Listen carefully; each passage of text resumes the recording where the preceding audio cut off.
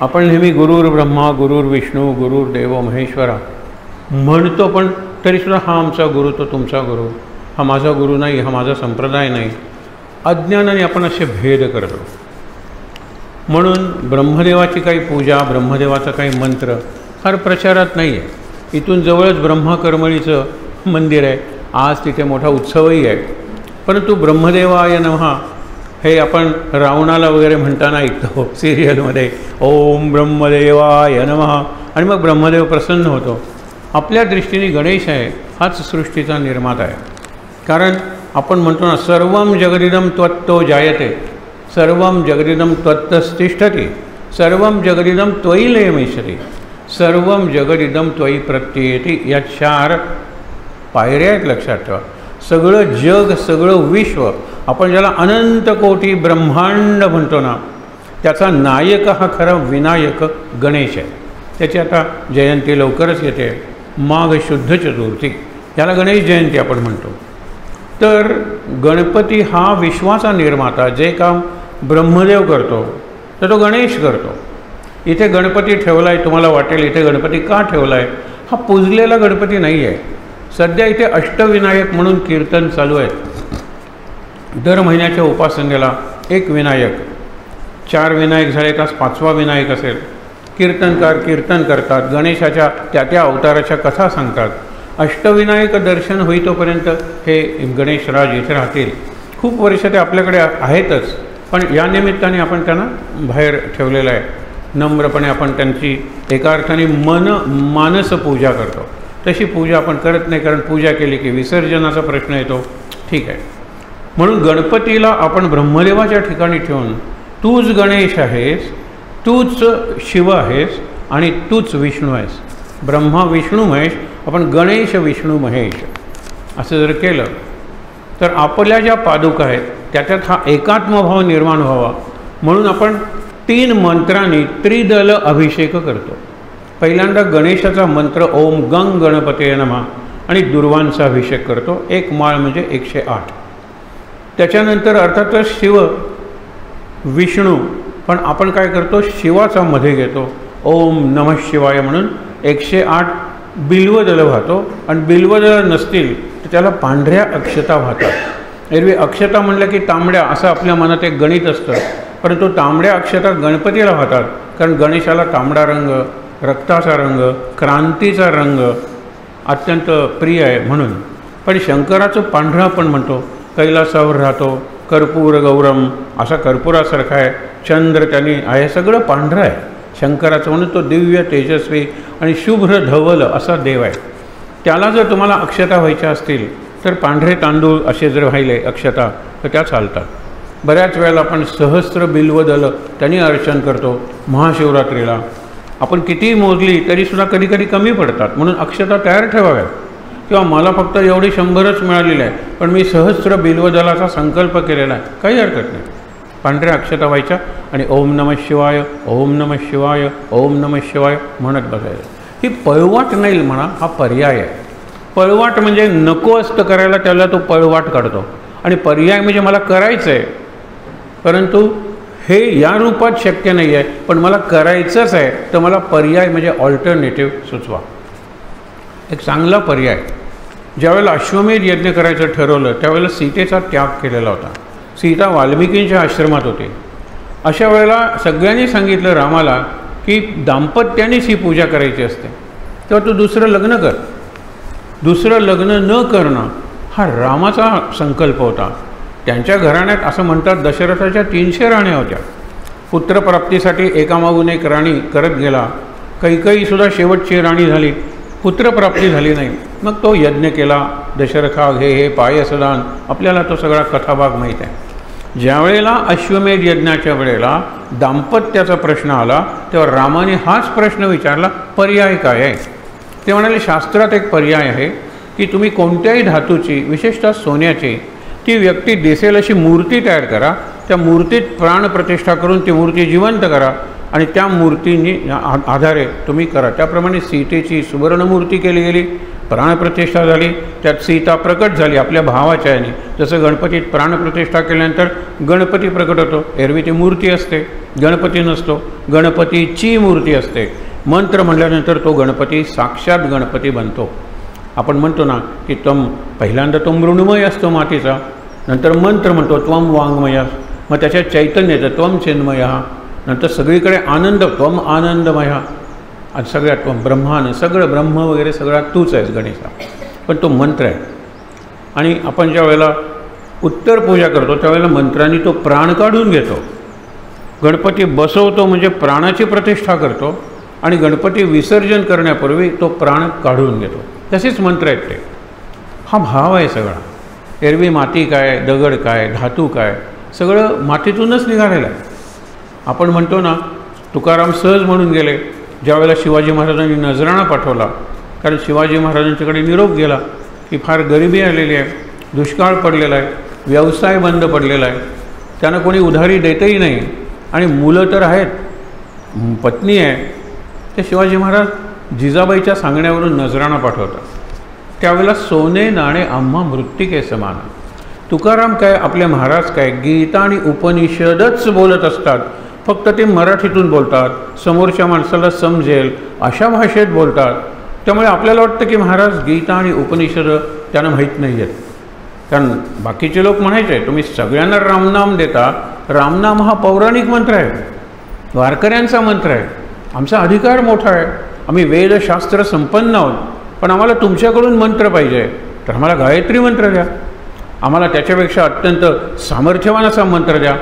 महाराज म्हणायचे राम मंत्रापेक्षा मला काही माहीत नाही, हे गायत्री वगैरे मला उच्चारताही येत नाही. महाराज नाटक करायचे, पण महाराजांनी सगळ्यांना राममंत्रच दिला आणि पटवून सांगितलं की राम नाम मंत्र हा सर्वश्रेष्ठ मंत्र आहे. आपल्याला तो प्रसंग माहीत असेल, पुण्याला विप्र सभा झालेली आहे. विप्र म्हणजे विद्वान, वैदिक जे करतात त्यांना विप्र म्हणतात. त्यांची सभा झालेली आहे आणि त्यांना सांगितलं की रामनाम श्रेष्ठ आहे, तुम्ही आम्हाला पटवून द्या. पुण्याला म्हणजे विद्वान, आणि खरेच विद्वान, ज्यांचे वेद वगैरे मुखोद्गत होते. आपण म्हणतो की 2 वेद असतील तर द्विवेदी, 3 असतील तर त्रिवेदी, आणि 4 तर चतुर्वेदी. मग जटापाठी, घनपाठी असे निरनिराळ्या प्रकारचा वेदांचा अभ्यास केलेले विद्वान त्या सभेत होते. महाराजांचं मला गंमतच वाटते, कारण एक ज्ञान असं आहे की जे मिळालं तर बाकी कोणतंही ज्ञान मिळालं नाही तरी चालतं, आणि एक ज्ञान असं की जे मिळालं नाही आणि बाकी सगळं ज्ञान मिळालं तरी काही उपयोग नसतो. या दोन्ही प्रश्नांचं एकच उत्तर आहे आत्मज्ञान. आत्मज्ञान मिळाल्यानंतर फिजिक्स, केमिस्ट्री, मॅथमॅटिक्स आलं नाही तरी चालतं. फिजिसिस्टच्या तुम्ही समोर इतकं अभ्यासपूर्ण भाषण करू शकता, अनेकांनी दाखवलेलं आहे. आम्ही प्रत्यक्ष ऐकलेलं आहे सत्यसाईबाबा, की जे काय फार शिकलेले नव्हते, आणि भाभा ॲटॉमिक रिसर्च सेंटरला त्यांचा सत्संग होता. तिथे तर सगळे अणुशास्त्रज्ञ बसलेले होते. ते तेलुगूतून बोलत होते. कस्तुरी म्हणून त्यांचे शिष्य होते, ते सायमल्टेनियस इंग्रजी भाषांतर करून सांगत होते. त्यावेळेला बाबांना ते इंग्रजी कळत होतं का, बाबांना ह्या सगळ्या भाषा माहीत होत्या का, असा प्रश्नच येत नाही. महाराजांना इंग्रजी येतं का असं एका मुलाने विचारलं. म्हणलं अरे महाराजांना सांग बाबा, अत्यंत आनंदात आहे महाराज, थँक्यू. तो म्हणाला महाराजांना इंग्रजी कळतं का. एकतर सगळ्या भाषा महाराजांपासून निर्माण झालेल्या आहेत, हे तुम्हाला कळणार नाही. सगळ्या भाषा जिथून निर्माण झाल्या त्या शक्तीला महाराज म्हणतात, हे तरी कळेल का. हरकत नाही म्हणाला. तर ज्यावेळेला त्याने भाषांतर करताना युरोनियम शब्द वापरला, त्यावेळेला त्यांना थांबवून सांगितलं युरोनियम नाही प्लुटोनियम. कोण सांगतात, सत्यसाईबाबा. काही शिकलेले होते, आपल्याला माहीत आहे. म्हणून तुम्हाला सांगतो की एक ज्ञान असं आहे आत्मज्ञान, ते झाल्यानंतर बाकीचं कोणतंही ज्ञान नसलं तरी चालेल. उलटं तुम्हाला सांगतो, गीतेत किंवा उपनिषदात म्हणलेलंच आहे आत्मज्ञान सोडून बाकी सगळं अज्ञान आहे, अविद्या आहे. हे कसं पटतं. केमिस्ट्रीचं नोबेल प्राईज मिळालेला एक भारतातच, त्यांनी 2-3 बक्षीस, मग त्याच्यात एक भारतीय होता. आता केमिस्ट्रीचं नोबेल म्हणजे सध्या केमिस्ट्रीचं जे ज्ञान आहे ते अप टू डेट ह्याच्यात आहे, शिवाय काहीतरी नवीन यांनी कॉन्ट्रीब्यूट केलं आहे म्हणून ते बक्षीस मिळालेलं आहे. त्याचाच मुलगा त्याच्याकडे जातो आणि म्हणतो की father please help me with this composition. हा निबंध मला लिहायला सांगितला आहे. त्यावेळेला तो म्हणतो composition is not my cup of tea, केमिस्ट्रीतली इक्वेशन्स विचार ना, निबंध वगैरे काय विचारतोस, निबंध वगैरे ते मला येत नाही, आईला जाऊन विचार. जायला लागतो मुलगा आईकडे, तो विचारतो by the way what is the topic, तर तो बोलतो माय फादर. आता माय फादर या विषयावर सुद्धा याला इंग्रजीत काही सांगता येत नाही, कारण तो त्याचा हेच नाही, मॅथमॅटिशियन आहे. त्याला तुम्ही विचारा स्कल्पचरमधलं, मूर्तिकलेतलं, तो म्हणतो मला काही येत नाही. नर्तक आहे, त्याला विचार गायनातलं, मला येत नाही, मला येत नाहीच उत्तर आहे. आत्मज्ञानी जो आहे ना, त्याला येत नाही असं काही नसतं, डिटेल्स सोडा, परंतु जे अंतिम ज्ञान आहे ते त्यांना प्राप्त झालेलं असतं. एक साधा प्रसंग, भाऊसाहेब केतकर हे महाराजांचे अत्यंत चांगले शिष्य, ते इंजिनियर होते, सिव्हिल इंजिनियर.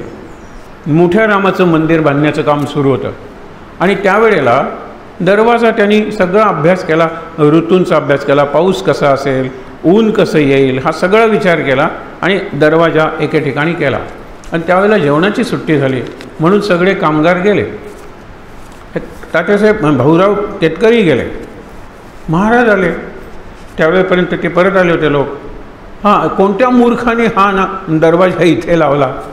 ते म्हणाले इंजिनियर साहेबांनी सांगितलं काढा काढा काढा, मी सांगतो तिथे लावा.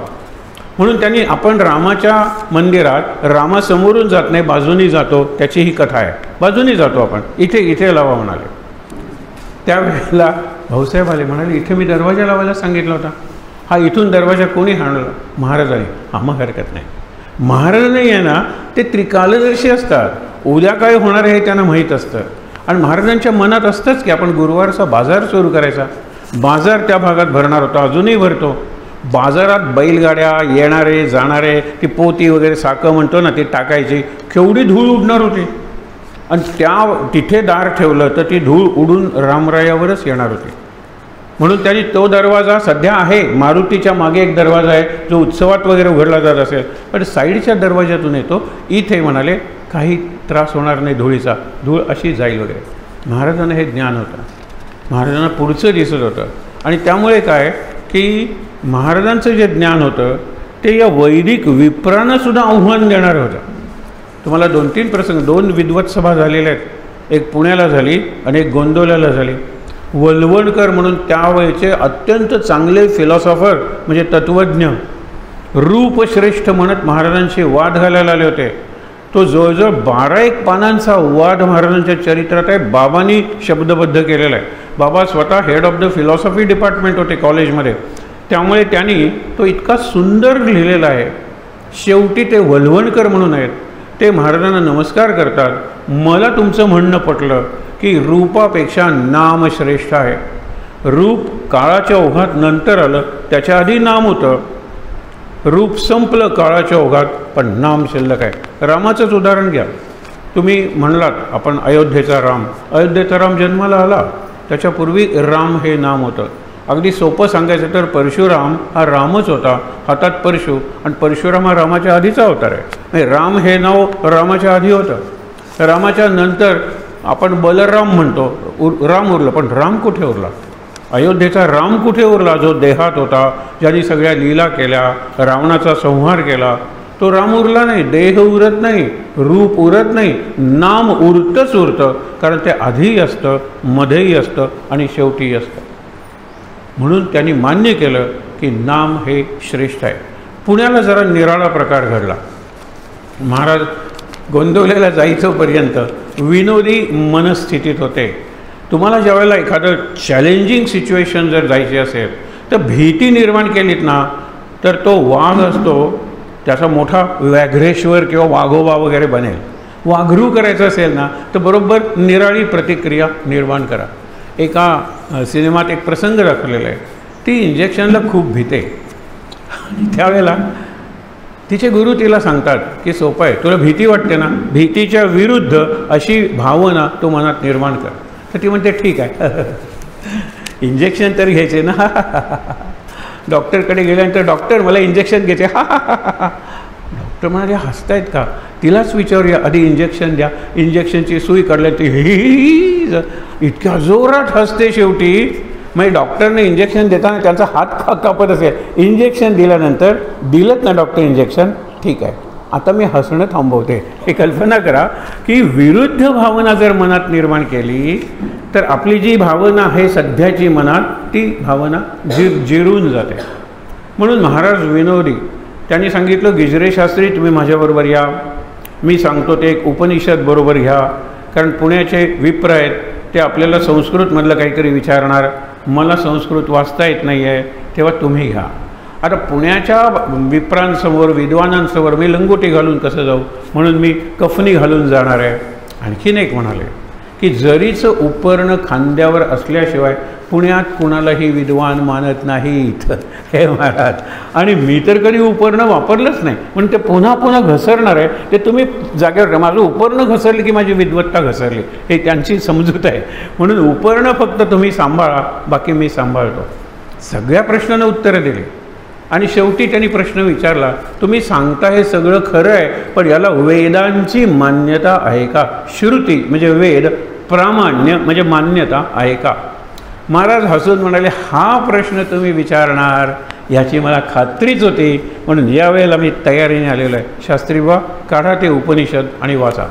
उपनिषदाचं नाव आहे कली, म्हणजे कलियुगात संतरण म्हणजे भवसागर तरुण जाण्यासाठी उपाय, याच्यात सांगितलेलं आहे. आता प्रत्येक युगाचा म्हणून एक धर्म आहे. सत्ययुग जे होतं त्याच्यात अनेक राक्षसांनी सुद्धा हजारो वर्ष तप केलं, दीर्घकाल तप केलं. सो तपाने सत्ययुगात मुक्ती मिळत होती. नंतर आलं त्रेतायुग. त्रेतायुगात यज्ञातून मुक्ती. एक साधं उदाहरण आहे, राम वगैरेंचे जन्मच यज्ञातून झालेले आहेत, म्हणून यज्ञाला महत्त्व त्रेतायुगात. द्वापर युगात पूजेला महत्त्व आलं. पूजा अर्चा, निरनिराळे साहित्य, निरनिराळे उपचार, भागवत नावाचा ग्रंथ, त्याच्यात सगळं भक्तीचं शास्त्र तंत्र वगैरे सगळं स्पष्ट केलेलं. आजही बघा, कृष्णाची जेवढी भव्य मंदिरं आहेत तेवढी रामाची नाही आहे.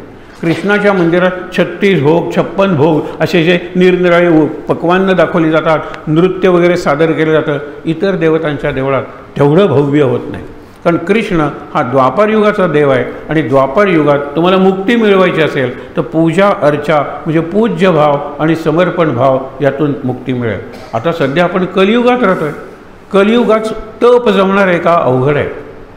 पूजा अर्चासुद्धा शक्य नाही, इतकी डिस्ट्रॅक्शन्स आहेत. आणि तुम्ही म्हणाल नाही मी दूरवर आलो तरी खिशात एक डिस्ट्रॅक्शन आहेच की प्रत्येकाच्या. आत्तासुद्धा खिशात किंवा पर्समध्ये आहेच की. डिस्ट्रॅक्शन घेऊनच मी कॉन्सन्ट्रेशनला जातो. हा कलियुगाचा दैव दुर्विलास आहे. म्हणजे मन दुश्चित्त करणारी सगळी साधनं मी घेतो आणि प्रार्थना करतो की मनाची एकाग्रता, निदान तो ऑफ तरी करायला पाहिजे ना. डिस्ट्रॅक्शनचा जो सोर्स आहे मोबाईल नावाचा, तो ऑफ तरी केला पाहिजे. मुद्दा काय आपल्याला आज आपण बघणार आहोत आत्ताचे चित्र पूर्णपणे कॉन्सन्ट्रेशन म्हणजे विवेकानंद. ती चित्रही बघणार आहोत, चित्र म्हणजे त्यात ते प्रसंग बघणार आहोत. तर मी तुम्हाला सांगत होतो कली संतरण उपनिषद त्यांनी वाचायला सुरुवात केली. कलियुगात नामातूनच तुम्हाला मुक्ती आहे. हरेर्नाम हरेर्नाम हरेर्नाम कलौ युगे. कलियुगात हरीचं नाम म्हणजे कुठल्याही देवाचं नाम. अत्र या कलियुगात नास्त्येव नास्त्येव नास्तेव गतिरन्यथा. त्रिवार सांगितलेलं आहे की नामाशिवाय गती सद्गती मोक्ष मुक्ती नाहीच या कलियुगात. हे सांगितलं त्याने. आणि पुढचाही एक श्लोक आहे की 3 आणि अर्धा 3.5 कोटी जर रामनामाचा जप केला तर तुम्हाला संकल्प तुमचा प्रकट होईल तुमच्यासमोर आणि तुम्हाला समाधान मिळेल. मुक्त व्हायचं आहे, हरकत नाही. शांत तृप्त समाधान आनंद मिळवायचा आहे, हरकत नाही, ते तुम्हाला मिळेल. आणि अगदी बाकीचे तुमचे आर्थिक किंवा प्रापंचिक लाभ तुम्हाला मिळवायचे असतील तर तेही मिळतील. पण हरेर्नाम हरेर्नाम हरेर्नाम कलौ युगे हे उपनिषद आहे. उपनिषद म्हणजे वेद आहे.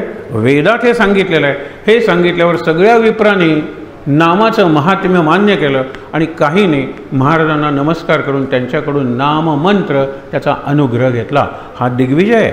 शंकराचार्यांनी ज्या वेळेला दिग्विजय मिळवला, सगळीकडे उत्तर हिमालयापासून ते निघाले आणि ज्या ज्या मताचा संप्रदायाचा जो जो पंडित होता त्या पंडिताचा पराभव करत ते निघाले. सगळ्यात त्यांना कुमारील भट्ट शंकराचार्यांचं चरित्र आपण अनेकदा बघितलेलं आहे. यावर्षी पुन्हा बघू मे महिन्यात, कारण त्यावेळेला आपल्या मूर्तीची प्राणप्रतिष्ठा नाही नामप्रतिष्ठा आपण जी केली ती शंकराचार्य जयंतीच्या दिवशी वैशाख शुद्ध पंचमी म्हणजे अक्षय तृतीयेच्या नंतर 2 दिवसांनी केलेली आहे. शंकराचार्यांच्या चरित्रात हा प्रसंग फार महत्त्वाचा आहे. कुमारील भट्ट नावाचे अत्यंत विद्वान, शंकराचार्यांसारखेच विद्वान, बौद्ध मत त्यावेळेला भारतात एवढं होतं आणि अहिंसेचा एवढा अतिरेक झाला होता की जनावरांसाठी हॉस्पिटल्स पहिल्यांदा सम्राट अशोकाने काढले.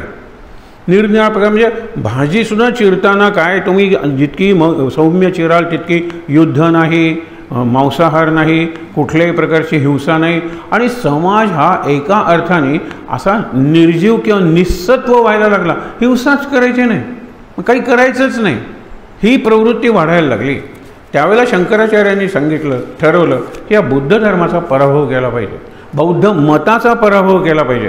कुणालाही ठार मारायचं नाही आहे, आपण जाहीर वादविवाद करूया ना, पब्लिक डिबेट, आणि जो जिंकेल त्यांनी दुसऱ्याच जो हरेल त्याचं त्यांनी मत स्वीकारायचं, अर्पण व्हायचं त्याला स्वतःला. म्हणजे तुम्ही जिंकलात तर मी हरलो, मी तुम्हाला अर्पण करीन स्वतःला आणि तुमच्या मताचा स्वीकार करेन.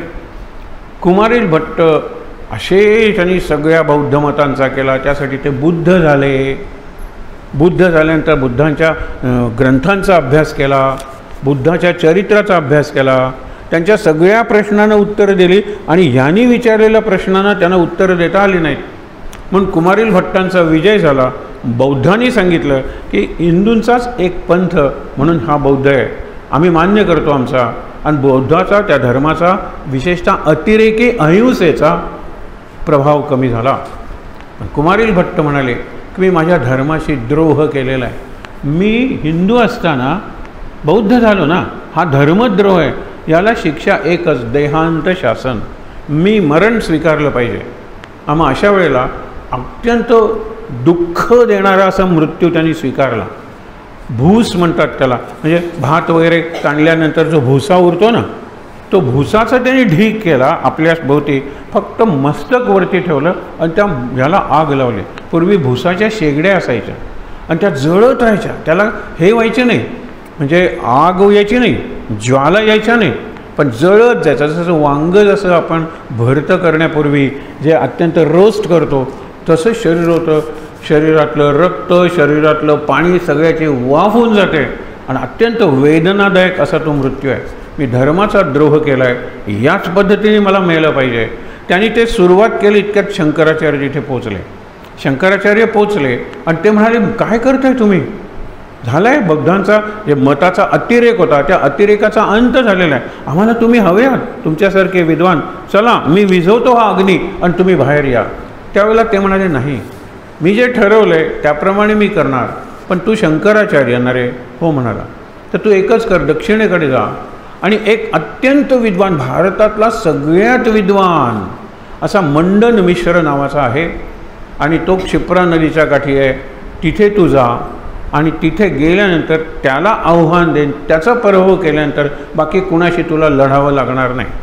याला प्रधान मल्ल निबर्हन न्याय, अवघड शब्द असेल, पण समजा 4 पैलवान उभे आहेत आणि त्याच्यात एक जास्त बैल, त्याचा पराभव केल्यानंतर बाकीच्यांना पराभव करावाच लागत नाही.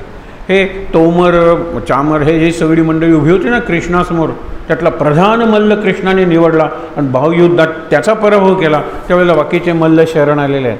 तर तेव्हा तू जा तिकडे आणि मंडन मिश्राचा पराभव कर. तो सगळा प्रसंग सांगत नाही. मंडन मिश्रांचा ज्यावेळेला त्यांनी पराभव केला त्यावेळेला मंडन मिश्रांनी पहिल्यांदा काय केलं, त्यांच्या गळ्यात जयपत्रांची माळ होती. जयपत्र म्हणजे मी तुझा पराभव केला ना, मला लिहून दे की या ठिकाणी, या दिवशी, यावेळी, या विषयावर जो जाहीर वाद झाला त्यात माझा पराभव झाला, हे मी मान्य करतो. आणि मंडन मिश्रांचा जय झाला. मग असं ते जयपत्र गळ्यात बांधून कितीतरी जयपत्र त्यांनी मिळवली होती आणि दिवसा मशाल घेऊन फिरायचे. आव्हान सगळ्यांना. मंडन मिश्रांचा शंकराचार्यांनी पराभव केला. हे मी तुम्हाला का सांगतोय? विवेकानंदांच्या जीवनातलं 30व्या वर्षी केलेलं शिकागोचं भाषण आहे ना, हा त्यांच्या जीवनाचा क्लायमॅक्स आहे.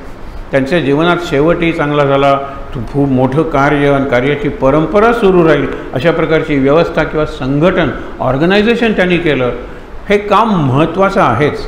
पण आज विवेकानंदांची जयंती आहे.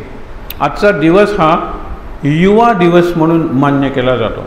साधारणतः 15व्या वर्षापासून 40व्या वर्षापर्यंत आजही त्या व्यक्तीला युवा मानलं जातं. बिलो 40 अँड अबव 15, म्हणजे 16 वगैरे म्हणा तुम्ही. आपण जर 18व्या वर्षी मत देत असू तर 18पासून वरती युवा मानला जातो. आणि विवेकानंद 40 वर्षही जगले नाहीत. मग विवेकानंद काय, ज्ञानेश्वर काय, हे सगळे युवा होते.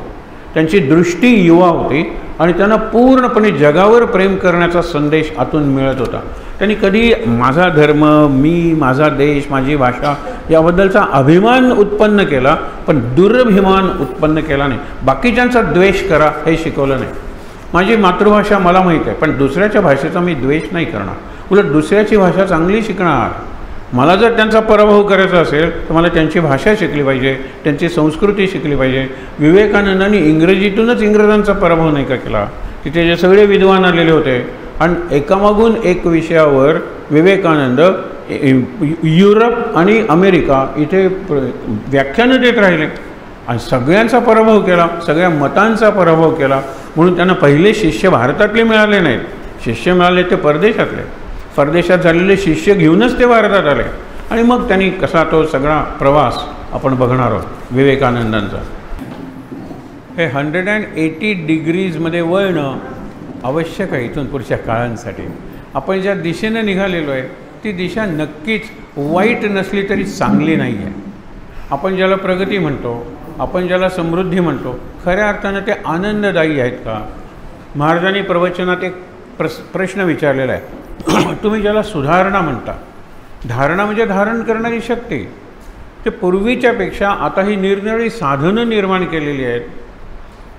चांगल्या प्रकारे आपल्याला धरले कुणी, हवेनं, पाण्यानं, धरतीनं, आपल्या कुटुंबानं, आईवडिलानं, आपल्या मुलांनी, शिक्षकांनी, आपल्या नेत्यांनी चांगलं धरलं आहे पूर्वीपेक्षा असं वाटतं.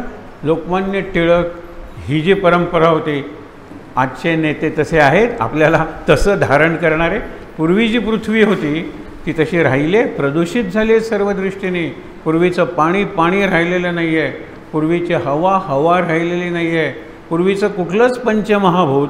आकाशाचा अपवाद करूया, कारण आकाश दिसत नाही आणि दिसतं ते आकाश नसतं. स्काय अँड स्पेस याच्यामध्ये आपण फरक करतो.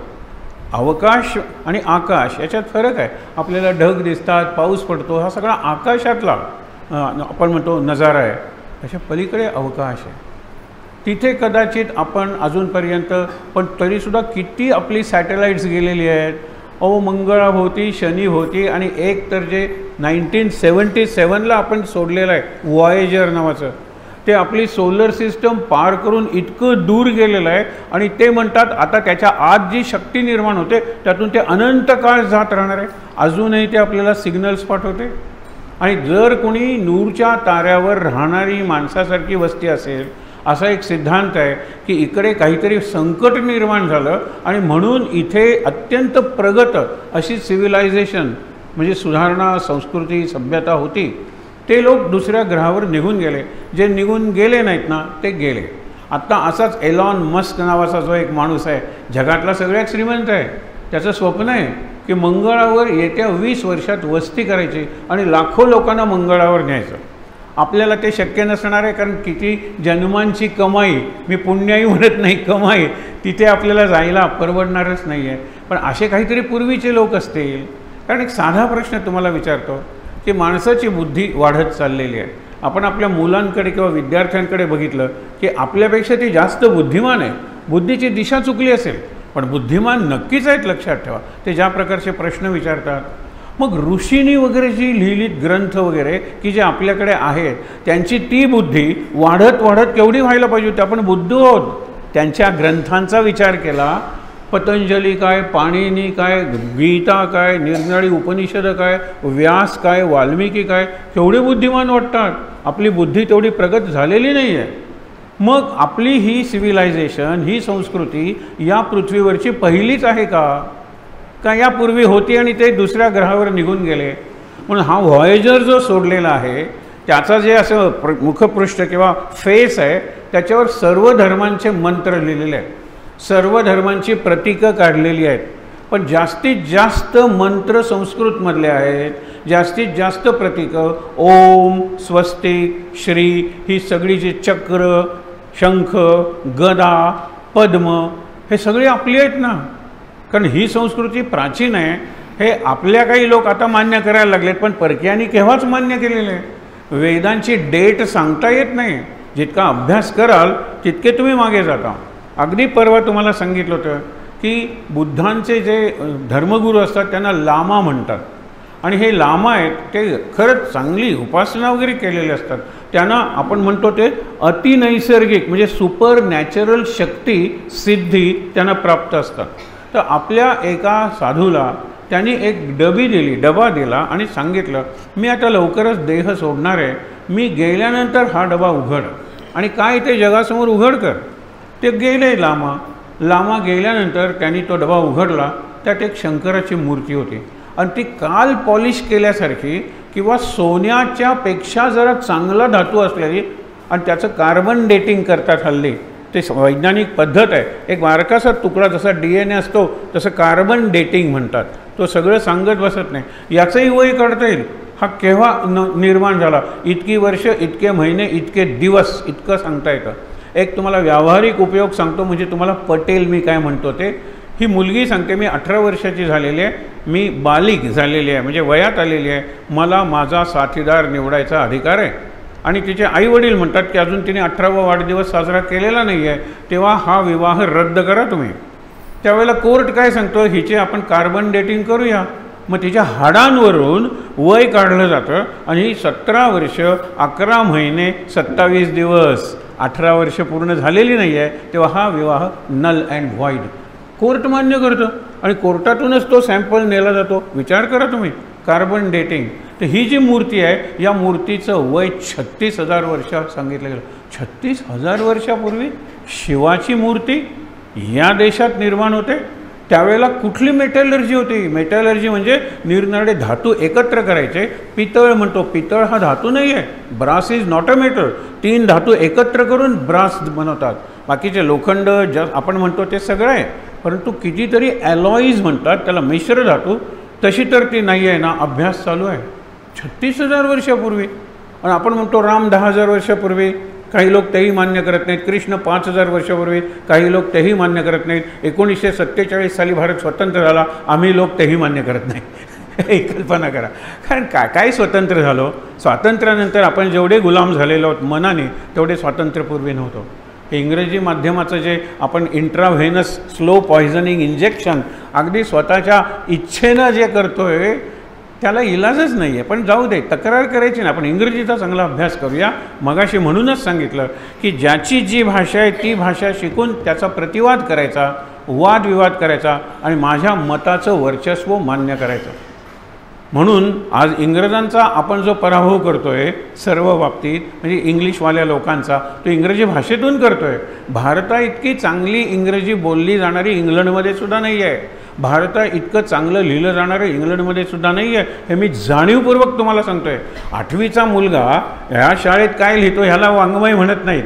भारतातले जे चांगले लेखक आहेत इतक्या छान इंग्लिशमध्ये लिहित आहेत, इतक्या छान इंग्लिशमध्ये बोलत आहेत. अगदी 8-9 वर्षाच्या मुली पब्लिक डिबेटमध्ये भाग घेऊन जगात बक्षिसं मिळवत आहेत. हे बघितल्यानंतर we have really conquered the world at the intellectual level. आणि हेच विवेकानंदांनी केलं, हेच शंकराचार्यांनी केलं की बुद्धीच्या पातळीवर आम्ही जगाचे लीडर्स आहोत. किती तुम्हाला उदाहरणं सांगू. कुठला सध्याचे जे आमचे राष्ट्रपती आहेत आता शपथ घेतील ते, त्यांची 50 जणांची जर टीम असेल, आरोग्याचा सल्ला देणारे, कायद्याचा सल्ला देणारे, शिक्षणाचा, समाजाचा देणारे, त्यात 50 जणांच्या टीममध्ये 10 ते 15 भारतीय आहेत.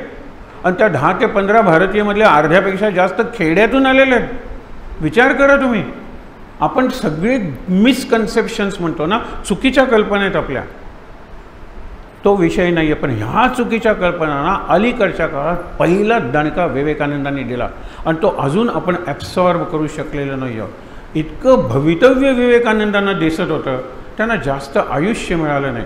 भारताचं जे एक नक्षत्र कुंडली हॉरोस्कोप आहे त्याच्यात नको असलेली मंडळी खूप खूप खूप खूप जगतात आणि हवं असलेली मंडळी लवकर लवकर लवकर लवकर मरतात. 40 वर्ष हे काय आयुष्य आहे? शंकराचार्य 32 वर्ष, शिवाजी महाराज 50 वर्ष, हे विवेकानंद 40 वर्षही नाही. कितीतरी तुम्हाला उदाहरणं मी देऊ शकतो. जी माणसं हवी होती समाजाला, राष्ट्राला, ते लवकर गेलेले आहेत. पण आज एक फार बरं आहे, अत्यंत तरुण मंडळी इंग्रजीतून, संस्कृतमधून, हिंदीतून, मराठीतून किंवा त्यांच्या स्टेट लँग्वेजमधून कन्नड, तमिळ काही असेल ते संपूर्ण जगाला ठणकावून सांगतायत. ऋग्वेदात हे सांगितलेलं आहे. 1-2 मिनिटात ऋग्वेदाचा एवढा इसेन्स ते सुंदर सांगतात की आपल्याला वाटतं महाराजांच्या चरित्रात प्रसंग आहे. एक वेद शिकायला 12 वर्ष किमान लागतील.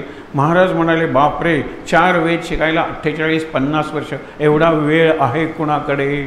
महाराजांना कशाची घाई झाली होती? पण 5व्या-6व्या वर्षी मुंजे झालेले आहे. महाराज म्हणतात मला वेळ नाही आहे.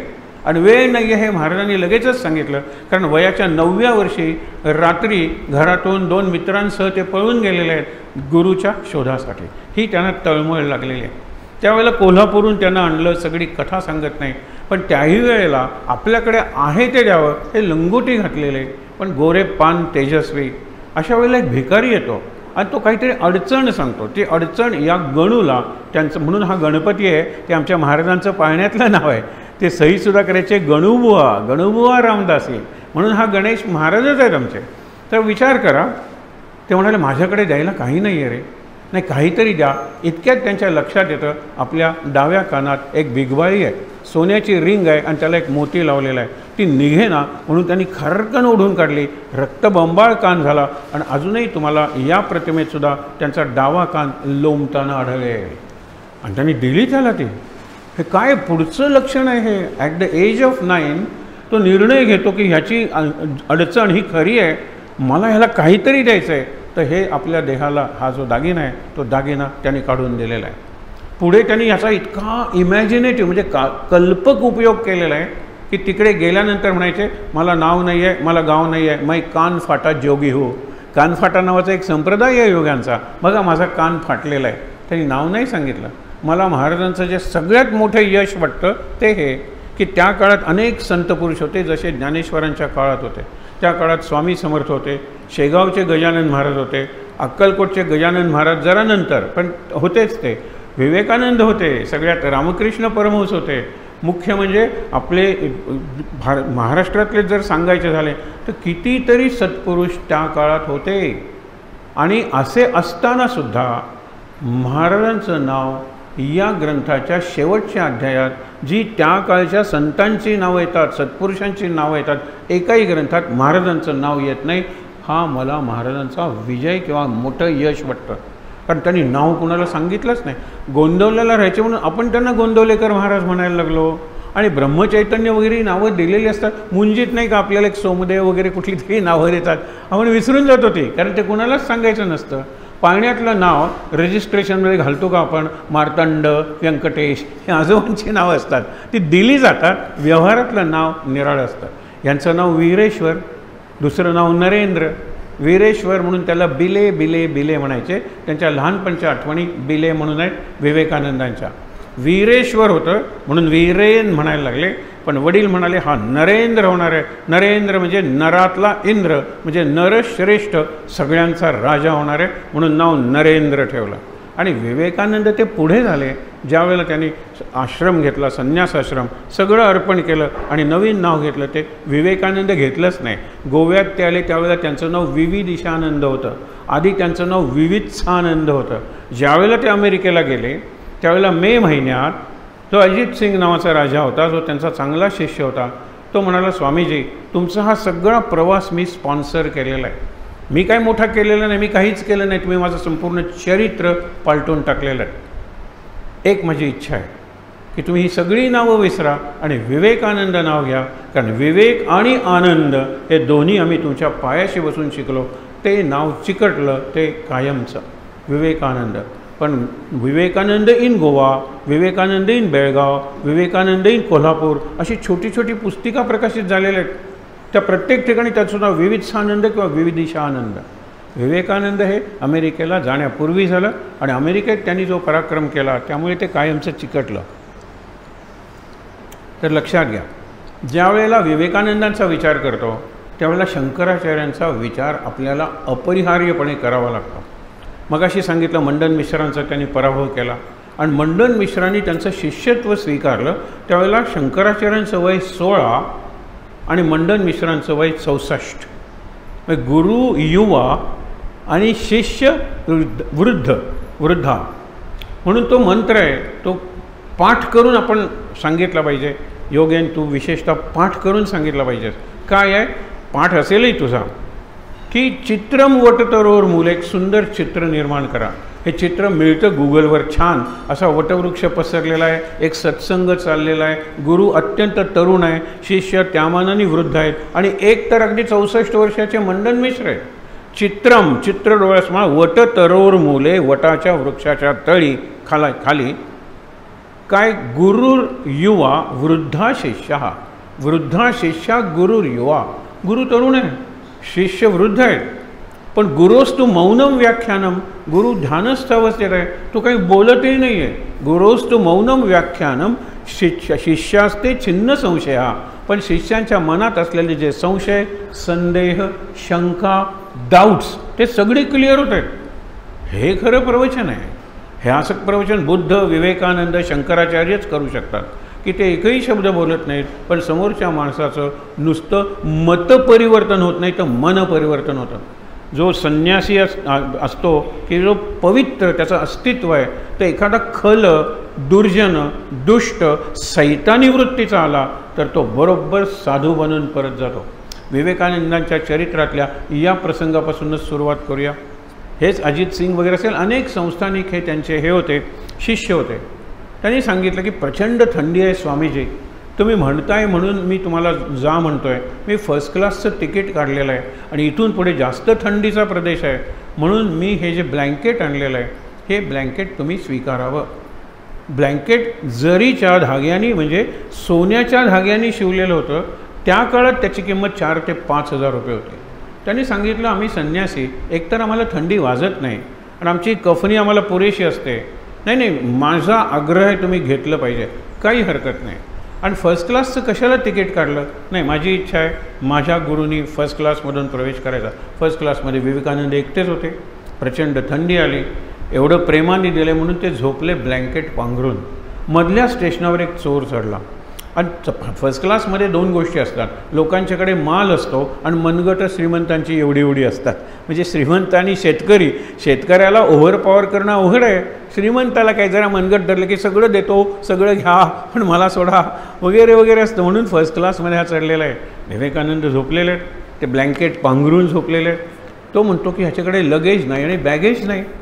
खरंच तुम्हाला सांगतो, खरा योगी तो ज्याच्याकडे लगेज नाही आणि बॅगेज नाही आहे, काही नाही आहे. ही झोळी दत्तात्रेय वगैरे आणतात समाजात, ओम भवती भिक्षांदेही. ते अरण्यात फिरत असतात त्यावेळेला दिगंबर म्हणजे एकही वस्त्र अंगावर नाही आहे. करतल म्हणतात ना भोजनम, तरुतल शयनम. आम्ही झाडाखाली झोपतो आणि करतल भोजनम, पाणी पितो आणि तुम्ही भिक्षा दिली तर या हातावर घेतो. आम्हाला पात्र ठेवण्याची गरज नाही आहे, वस्त्र घालण्याची गरज नाही आहे. हे दत्त दिगंबर दैवत माझे. बघा तुम्ही, समाजात येताना वस्त्र घालावं लागतं. समाजात जर 4 घरांसाठी जायचं आहे, मुक्काम करायचं आहे तर झोळी ठेवावी लागते. म्हणून आपण दत्तात्रेयांच्या बऱ्याच चित्रात त्यांच्या काखेत झोळी आहे वगैरे सगळं बघतो. पण मुळात दत्तात्रेय तसे नाही आहे. विवेकानंदानं ही प्रेरणा अनेकदा व्हायची. पण इथे त्यांनी ते सोन्याचं धाग्याने विणलेलं जरीचं असं ते ब्लँकेट घेतलेलं आहे. तो चोर बघतो काहीच नाही आहे यांच्या हातात, त्यांचं लगेज वगैरे काही नाही आहे. पण हे ब्लँकेट जर मी चोरलं आणि बाजारात विकलं तर मला 4-5 हजार रुपये मिळतील, त्याचंही ते गणित होतं ना. पण हे धिप्पाड आहेत आणि मी अगदी बारीक आहे, ह्यांनी जर मला पकडलं तर ते मला लगेच पोलिसांच्या ताब्यात देतील. म्हणून काय, आत्ता ते या कुशीवर झोपलेले आहेत, जर मी काढायचं म्हटलं तर ते जागे होणार आहे. नंतर ते या कुशीवर झोपलेले आहेत, काढायचं म्हटलं ते जागेवर होणार आहेत. 4 वाजता ध्यान करण्यासाठी विवेकानंद उठायचे आणि म्हणून काही वेळ उजव्या कुशीवर, काही वेळ डाव्या कुशीवर आणि काही वेळ उताणे, आणि या अवस्थेत जागं व्हायचं असतं. ज्यावेळेला ते उताणे होतात त्यावेळेला म्हणतो की आता त्यांच्या अंगाखाली ते जाईया. आता गाडी स्लो झाली की ओढायचं आणि गाडीतून उडी टाकून पळायचं, हे त्याचं गणित आहे. त्यावेळेला विवेकानंद उठले, बघितलं तर समोर एक बसलेला आहे माणूस आणि तो खरंच कुडकुडतोय, कारण थंडी त्यालाही लागते ना, त्याच्याकडे कुठे काय. ते म्हणाले की तू कोण आहेस? तो म्हणाला की तुम्ही विचारताय, गेले जवळजवळ 4 तास मी तुमच्या चेहऱ्याकडे बघतोय. हे खरं शिक्षण आहे, लक्षात ठेवा, आणि हा खरा अनुग्रह आहे. तुम्ही झोपलेले होतात शांतपणे, मी चोर आहे आणि मला मनात चोरीचेच विचार होते. पण तुमच्या चेहऱ्याकडे बघता बघता माझे चोरीचे, चोरी करण्याचे, चोर असण्याचे सगळे विचार हळूहळू वितळून गेलेले आहेत. इतक्यात काय वाटतं विवेकानंदांना, ते उठतात आणि ते ब्लँकेट आहे ते त्याच्या अंगाभोवती गुंडाळतात. जा, हे तू घेऊन जा. तो रडायलाच लागतो. जे चोरायला आलेला असतो ते त्याला गिफ्ट म्हणून मिळालेलं आहे. विवेकानंद म्हणाले, तुला खरंच चोर राहायचं नाही आहे ना, तर हे जे काही 4-5 हजार रुपये येतील, छोटासा व्यवसाय सुरू कर आणि आपल्या जीवनाची दिशा बदल. बघा, विवेकानंदांनी एक शब्द बोललेला नाही जोपर्यंत त्याचं मतपरिवर्तन झालेलं आहे. विवेकानंदाच्या चेहऱ्याकडे बघितल्यामुळे त्याच्या मनात बदल झालेला आहे की नको चोरी करायला, चोरी व्यवसायच सोडून देऊया, आपण चांगलं निराळ्या पद्धतीचं जीवन जगूया. आणि ती संधी त्याला मिळाली. गुरोस्तु मौनम व्याख्यानम शिष्यास्ते छिन्न संशया. सगळे संशय मुरून जातात, विरून जातात, वितळून जातात. हे लक्षात ठेवा. अशा पद्धतीनं शिक्षण हे पूर्वीच्या काळी घडत होतं. आता शिकवावं लागतं. आताच्या शिक्षणाबद्दल जास्त बोलायला नको. मुद्दा काय आहे की ह्या पुस्तकाचं हे मुखपृष्ठ लक्षात घ्या. आपण पुस्तक कसं वाचायचं हे ठरवणार आहे. मुखपृष्ठ निळं आहे, बॅकग्राऊंड बरोबर, आणि वरती सप्तर्षी आहेत. तर या 7 तारे काय केलेले आहेत, नाव दिलेलं आहे विवेक स्पंदन. खाली विवेकानंद दाखवलेले आहेत, म्हणजे विवेकानंदांबद्दल असेल. स्पंदन म्हणजे व्हायब्रेशन्स ऑफ विवेकानंद. कुठली व्हायब्रेशन्स, अर्थात विवेक म्हणजे विचार. विवेकानंदांचे जे विचार आहेत त्याची स्पंदनं आज जर मी स्वीकारली, संवेदन क्षमतेनं ॲब्सॉर्ब केली, तर मी खरंच बदलून टाकेन माझं जीवन, असा विचार आहे. मग विवेकानंदांची मुद्रा कशी आहे, अर्धोन्मीलित, अर्धे डोळे उघडे आहेत, अर्धे डोळे बंद आहेत. ते ध्यानावस्थेत बसलेले आहेत. आधीच ते उंच, त्यांची प्रतिमा उच्च, पण फेटा घातल्यामुळे आणखीन वरच्या पातळीवर विवेकानंदांचा इम्पॅक्ट आपल्यावर पडतो.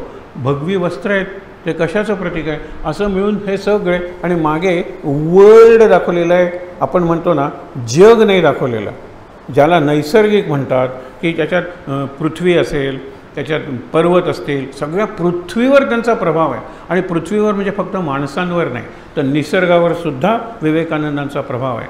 हे भगवी वस्त्र, ज्या अग्नीला साक्ष मानून त्याने आपलं सगळं अर्पण करून नवीन नाव घेतलं. आणि नवीन नाव ते विवेकानंद नाही, आत्ताच तुम्हाला सांगितलं, विविदिशानंद नाव घेतलं. आधीचं सगळं ते विसरून गेले. आई नाही, वडील नाही, जात नाही, गाव नाही, धर्म नाही, काही नाही. आपलं अग्नीचं शिखा ज्याला म्हणतात, म्हणजे शेंडी वगैरे ते, आणि मुख्य म्हणजे ज्याला यज्ञोपवीत म्हणतात, ते सुद्धा अर्पण करायचं असतं. काही नाही आहे. आता मी पूर्णपणे मुक्त आहे आणि मुक्तीचा अभ्यास हेच माझं या अवस्थेचं, म्हणजे ज्याला आपण चतुर्थाश्रम म्हणतो, संन्यासाश्रम, त्याचं आहे. हे मी का सांगितलं, हे मुखपृष्ठ आज पहिल्यांदा स्पष्ट केलेलं आहे. हे बघा, सप्तर्षी का दाखवलेले आहेत, तिथपासून विवेकानंदांची कथा सुरू करूया. सप्तर्षी म्हणजे 7 ऋषी. 7 ऋषी आपल्याला माहीत आहेत. त्याच्यात एकच पत्नी, ऋषी पत्नी या सप्तर्षींच्या मंडलात आहे, ती म्हणजे वसिष्ठांची अरुंधती. सप्तर्षी हे पतंगासारखे दिसतात. 4, जरा उलटा पतंग वाटेल तुम्हाला, 4 तारे आहेत आणि मध्ये म्हणजे तो पतंग आहे, आणि 3 ताऱ्यांचं असं शेपूट आहे. जिथे ते शेपूट सुरू होतं तिथले अत्यंत आपण म्हणतो प्रभावी असा तो तारा आहे वसिष्ठ, आणि जरा मंद प्रकाशाचा आहे की त्यांची पत्नी अरुंधती. बाकीच्या ऋषींना ही पत्नी होत्या, पण ऋषींबरोबर या ऋषीमंडलात, या सप्तर्षींमध्ये त्यांना स्थान नाही आहे. विवेकानंद तर लग्न करण्यासाठीच जन्मले नव्हते. प्रसंग आहे या पुस्तकात की आई म्हणाली, हुंडाच ते एवढा देत आहेत की आपण अत्यंत गरीब आहोत रे, रस्त्यावर आलेलो आहोत. वडील गेल्यानंतर काकाने सगळ्या घरातून बाहेर काढलं. बहिणींचे लग्न व्हायचेत, भावांची शिक्षणं व्हायचेत. हा हुंडा घेऊन तू लग्न कर, सगळे प्रश्न सुटतील, आणि मग तुला जे. ते म्हणाले, मी लग्न करण्यासाठी जन्मलेलोच नाही आहे. आणि म्हणून रामकृष्ण म्हणायचे, हा माझा जो नरेंद्र आहे तो होमा पक्षी आहे, तो जमिनीसाठी जन्मलेलाच नाही आहे. आता होमा पक्षी म्हणजे कोण, हा वेदात उल्लेख केलेला पक्षी आहे. अनेक प्रकारचे पक्षी असतात. आपण काही त्यांना सांकेतिक पक्षी म्हणतो, पण मारुती चितमपल्ली नावाचे पक्षीशास्त्रज्ञ अलीकडच्या काळात होऊन गेले. एका साहित्य संमेलनाचे ते अध्यक्ष होते. त्यांनी सांगितलं की चातक, चकोर, चक्रवाक, चंडोल हे तुम्ही जे कल्पना पक्षी म्हणता, म्हणजे कैवल्याच्या चांदण्याला भुकेला चकोर. चकोर फक्त चांदण खाऊन जगतो. चातक म्हणजे काय, पावसाचं पाणी दुष्काळ असला तर तो मरून जाईल, खाली नदी वाहते आहे पण तो नदीचं पाणी पिणार नाही, हा चातक आहे. चक्रवाक, चक्रवाक आणि चक्रवाकी हे दोन असे पक्षी आहेत की एकमेका विरुद्ध काठावर आहेत नदीच्या, आणि रात्री चक्रवाक चक्रवाकीला साद घालतो, ये ग, आणि त्याच वेळेला ती म्हणते ये रे. नंतर दोघांच्याही मनात एकाच वेळेला विचार येतो की मी कशाला बोलवू तिला, मी जातो इकडे. ती विचार करते मी कशाला बोलवू त्याला, मी जाते इकडे. पुन्हा दोन निराळ्या काठावर ये ग ये रे. पुन्हा ते काठ बदलतात. असं रात्रभर चालू राहतं. रात्रभर त्यांचं मिलन होतच नाही. पण सदा चक्रवाकाशी मार्तंड जैसा उडी घालितो संकटी स्वामी तैसा. ज्यावेळेला सूर्योदय होते त्यावेळेला हे थकून एका कमळाच्या पानाच्या तिथे बसलेले असतात, आणि नंतर तो विचारतो अगं तू इथेच आहेस, आणि ती विचारते अरे तू इथेच आहेस. हे चक्रवाक चक्रवाकीचं मिलन आहे. हे विचार करा की आपण आणि आपले गुरु, आपण जी भक्ती करतो त्याच्यात लागलीसे आस म्हणून तुकारामांचा एक जो अभंग आहे ना, की आस लागून राहिलेली आहे. तू केव्हा भेटशील मला, पण मी तुला भेटायला जातो त्यावेळेला तू दुसऱ्या तीरावर असतोस, मी तिकडे यायला लागल्यानंतर तू या तीरावर येतोस. हा लपंडाव का चाललेला आहे, असा एक अनुभव असतो भक्तीच्या मार्गातला. तर ही जी वसिष्ठ अरुंधतीची कथा, हे आणखीन एक विवेकानंद सांगायचे. विवेकानंद सगळं मौलिक आहे, लक्षात ठेवा. मौलिक म्हणजे बेसिक अँड फंडामेंटल. मौलिक म्हणजे मौल्यवान, प्रेशस, हा अगदी सोपा अर्थ आहे. मौलिक म्हणजे मुळापर्यंत जाणारं. त्यांनी शिक्षणाची जी सूत्र सांगितलेली आहेत त्याच्यात एक सांगितलेलं ध्रुव अरुंधती न्याय. ध्रुवाची गोष्ट शिक्षक सकाळी शाळेत वर्गात सांगतात आणि मुलांना सांगतात ध्रुव तारा तुम्ही वडिलांना दाखवायला सांगा, कारण तारे रात्रीच दाखवता येणार, रात्री शाळा नसते, म्हणजे वडिलांनीच दाखवायचे. वडिलांची काय बुद्धिमत्ता आहे, अशा वडिलांना म्हणजे नमस्कार, म्हणजे मलाच करायला पाहिजे नमस्कार, कारण मी असाच वडील आहे. तो वडील म्हणतात अरे थांब रे, 2 दिवसांनी पौर्णिमा आहे, तुला दाखवतो ध्रुव तारा. तेव्हा त्या वडिलांची आई म्हणजे या मुलाची आजी म्हणते आहा रे ज्ञान, पौर्णिमेला तुला तारे दिसतात, तारे बघायचे अमावस्येला. अरे हो, माहीतच नाही. त्यावेळेला आजोबा थरथर त्या आवाजात म्हणतात जा रे, तुला काही कळलं नाही. कळलं नाही म्हणजे आजोबांनीच दाखवलं नाही त्यांना, पण आजोबांना त्यांच्या वडिलांनी दाखवलं आहे, मी तुला दाखवतो ध्रुव तारा. पण अजून 15 दिवसांनी अमावस्या आहे, फार चांगली संधी आहे. हे शिक्षण आहे. मुलगा किंवा मुलगी ज्या वेळेला प्रश्न विचारते त्यावेळेला लगेच उत्तर देऊ नका. 2 अधिक 2 4 याची किती उत्तर असतात. आमच्या मुलांनी 5वीतल्या आम्हाला नवीन दिशा दाखवलेली आहे की आमची गणितं सोपी होती हो. 2 अधिक 2 4. मुलगा म्हटला नाही सर, 2 अधिक 2 = 5 - 1, बरोबर आहे की नाही. 2 + 2 = 3 + 1, बरोबर आहे की नाही. 2 + 2 अडीच प्लस दीड, बरोबर आहे की नाही. 2 + 2 अनंत उत्तर आहेत की 1.9 and 2.1 असं काहीतरी करा तुम्ही, तुम्हाला 4 हे उत्तर मिळेल. पण किती निरनिराळ्या पद्धतीने 4 उत्तर काढता येईल ही हल्लीची पिढी आहे. आम्हाला 2 अधिक 2 4 शिकवलं आणि गणसो बैल असतो नंदोबाई हो हो करतात ना, त्या याच्याला सांगतात पाणी साठवून शाळेभोवती पाणी साठवून सुट्टी मिळेल काय सांग सांग भोलानाथ, असे भोलानाथ आम्ही होतो. शिक्षक भोलानाथांचे ते गुब्बू गुब्बू करणारे शिक्षण नव्हतं. आज शिक्षण आहे. मगाशी तुम्हाला मी 180 डिग्रीज सांगितलं. आमचं ज्ञान काय, असं सुरुवात केली आणि वर्तुळ झालं 360 डिग्रीज. 360 डिग्रीज ए ऑल. त्यावेळेला मुलगा म्हणाला, विचारतो सर 1 डिग्रीचा अंश आहे त्याच्यात 0.1 अँगल नाही आहे का. आहे की, म्हणजे 0.01 अँगल नाही का. तुमच्याकडे आज कदाचित इन्स्ट्रुमेंट्स नसतील, पण आज सगळं एवढं पुढे गेलेलं आहे विज्ञान की तुम्हाला 1 डिग्री अँगलमध्ये इन्फिनाईट अनंत अँगल्स मिळू शकतात. हे अनंत आहे. हे विवेकानंद म्हणतात हा ध्रुव अरुंधती न्याय आहे. त्यावेळेला म्हणतो बाबा ध्रुव दाखवा. बाबा पौर्णिमेची वाट बघतात, पौर्णिमेला काही ध्रुव दिसणार नाही. आजोबा अमावस्येची वाट बघतात, 15 दिवस मिळतात. ते म्हणाले मी तुला ऋषींच्या गोष्टी सांगतो. हे शिक्षण आहे. आजोबा 7 ऋषींच्या गोष्टी सांगतात, सप्तऋषींच्या, आणि शेवटी वसिष्ठ ऋषींची गोष्ट सांगतात. वसिष्ठ ऋषींची पत्नी ही वसिष्ठ ऋषींचा जो तारा आहे, रोज सगळे तारे दाखवतात. रात्र आता अमावस्येला म्हणजे काय, अष्टमीनंतर तारे दिसायला लागतात. अमावस्येला सगळ्यात ब्राईट तारे दिसतात, तर ते दाखवतात. आणि आता हे वसिष्ठांची गोष्ट सांगतो, वसिष्ठ अरुंधतीची गोष्ट सांगतो. तुला आता कळलं ना, 7 ऋषींच्या गोष्टी आवडल्या आजोबा. अरुंधती आणि वसिष्ठ यांच्यातले संबंध आदर्श नवरा बायकोतले संबंध आहेत. 2025च्या पुढे नवरा बायकोत सामंजस्य हवं असेल तर ध्रुव अरुंधतीचं चरित्र वाचलं पाहिजे, त्याप्रमाणे जगलं पाहिजे. खूप सांगता येण्यासारखं आहे. तुला अरुंधती दिसली का? हां, अरुंधती आवडली का? बस आता अबाउट टर्न 180 डिग्रीज त्याच लेवलला तुला जो ब्राईट तारा दिसतो तो ध्रुवाचा तारा. बरोबर आहे की नाही? आजोबा त्याला पहिल्या दिवशी तो बघ ध्रुवाचा तारा, आता मी जाऊ, मला सिरियल बघायची. हां, असे आजोबा नव्हते. आणि हे शिक्षणही नाही आहे, लक्षात ठेवा, हे शिक्षणही नाही आहे. शिक्षण, मुलगा प्रश्न विचारतो, ही शिक्षकाला किंवा आईवडिलांना मिळालेली संधी आहे. त्या संधीचं जर सोनं करायचं असेल, आजूबाजूच्या गोष्टी त्याला सांगा आणि मग त्यांनी जो प्रश्न विचारला आहे त्याचं उत्तर द्या. एवढा हल्ली आपल्याला वेळ नाही आहे, पण निदान गूगल पहा, जे आम्ही सांगतो त्याच्यात ही सगळी उत्तरं मिळतात. ध्रुव अरुंधती न्याय काढा, आत्ता मी सांगितलेलं सगळं तुम्हाला त्या ध्रुव अरुंधतीमध्ये मिळेल. विवेकानंदांचा शिक्षणाचं आवडतं सूत्र होतं. तुम्हाला जर विद्यार्थ्यांना शिकवायचं आहे तर डायरेक्टली उत्तर त्यांना देऊ नका, 2 + 2 = 4. त्यांना let them arrive at, not jump to the conclusion, arrive at conclusion. क्रमाक्रमाने त्यांना तो सिद्धांत, तो नियम किंवा ती व्याख्या, डेफिनिशन ही त्यांची त्यांना कळू द्या. असू दे, विवेकानंदांचे विचार कुठे कुठे नाही आहेत. एक संगीत कल्पतरू, कल्पतरू म्हणजे कल्पवृक्ष, एवढा ग्रंथ आहे विवेकानंदांचा, पण तो प्रिंट झाला नाही आहे.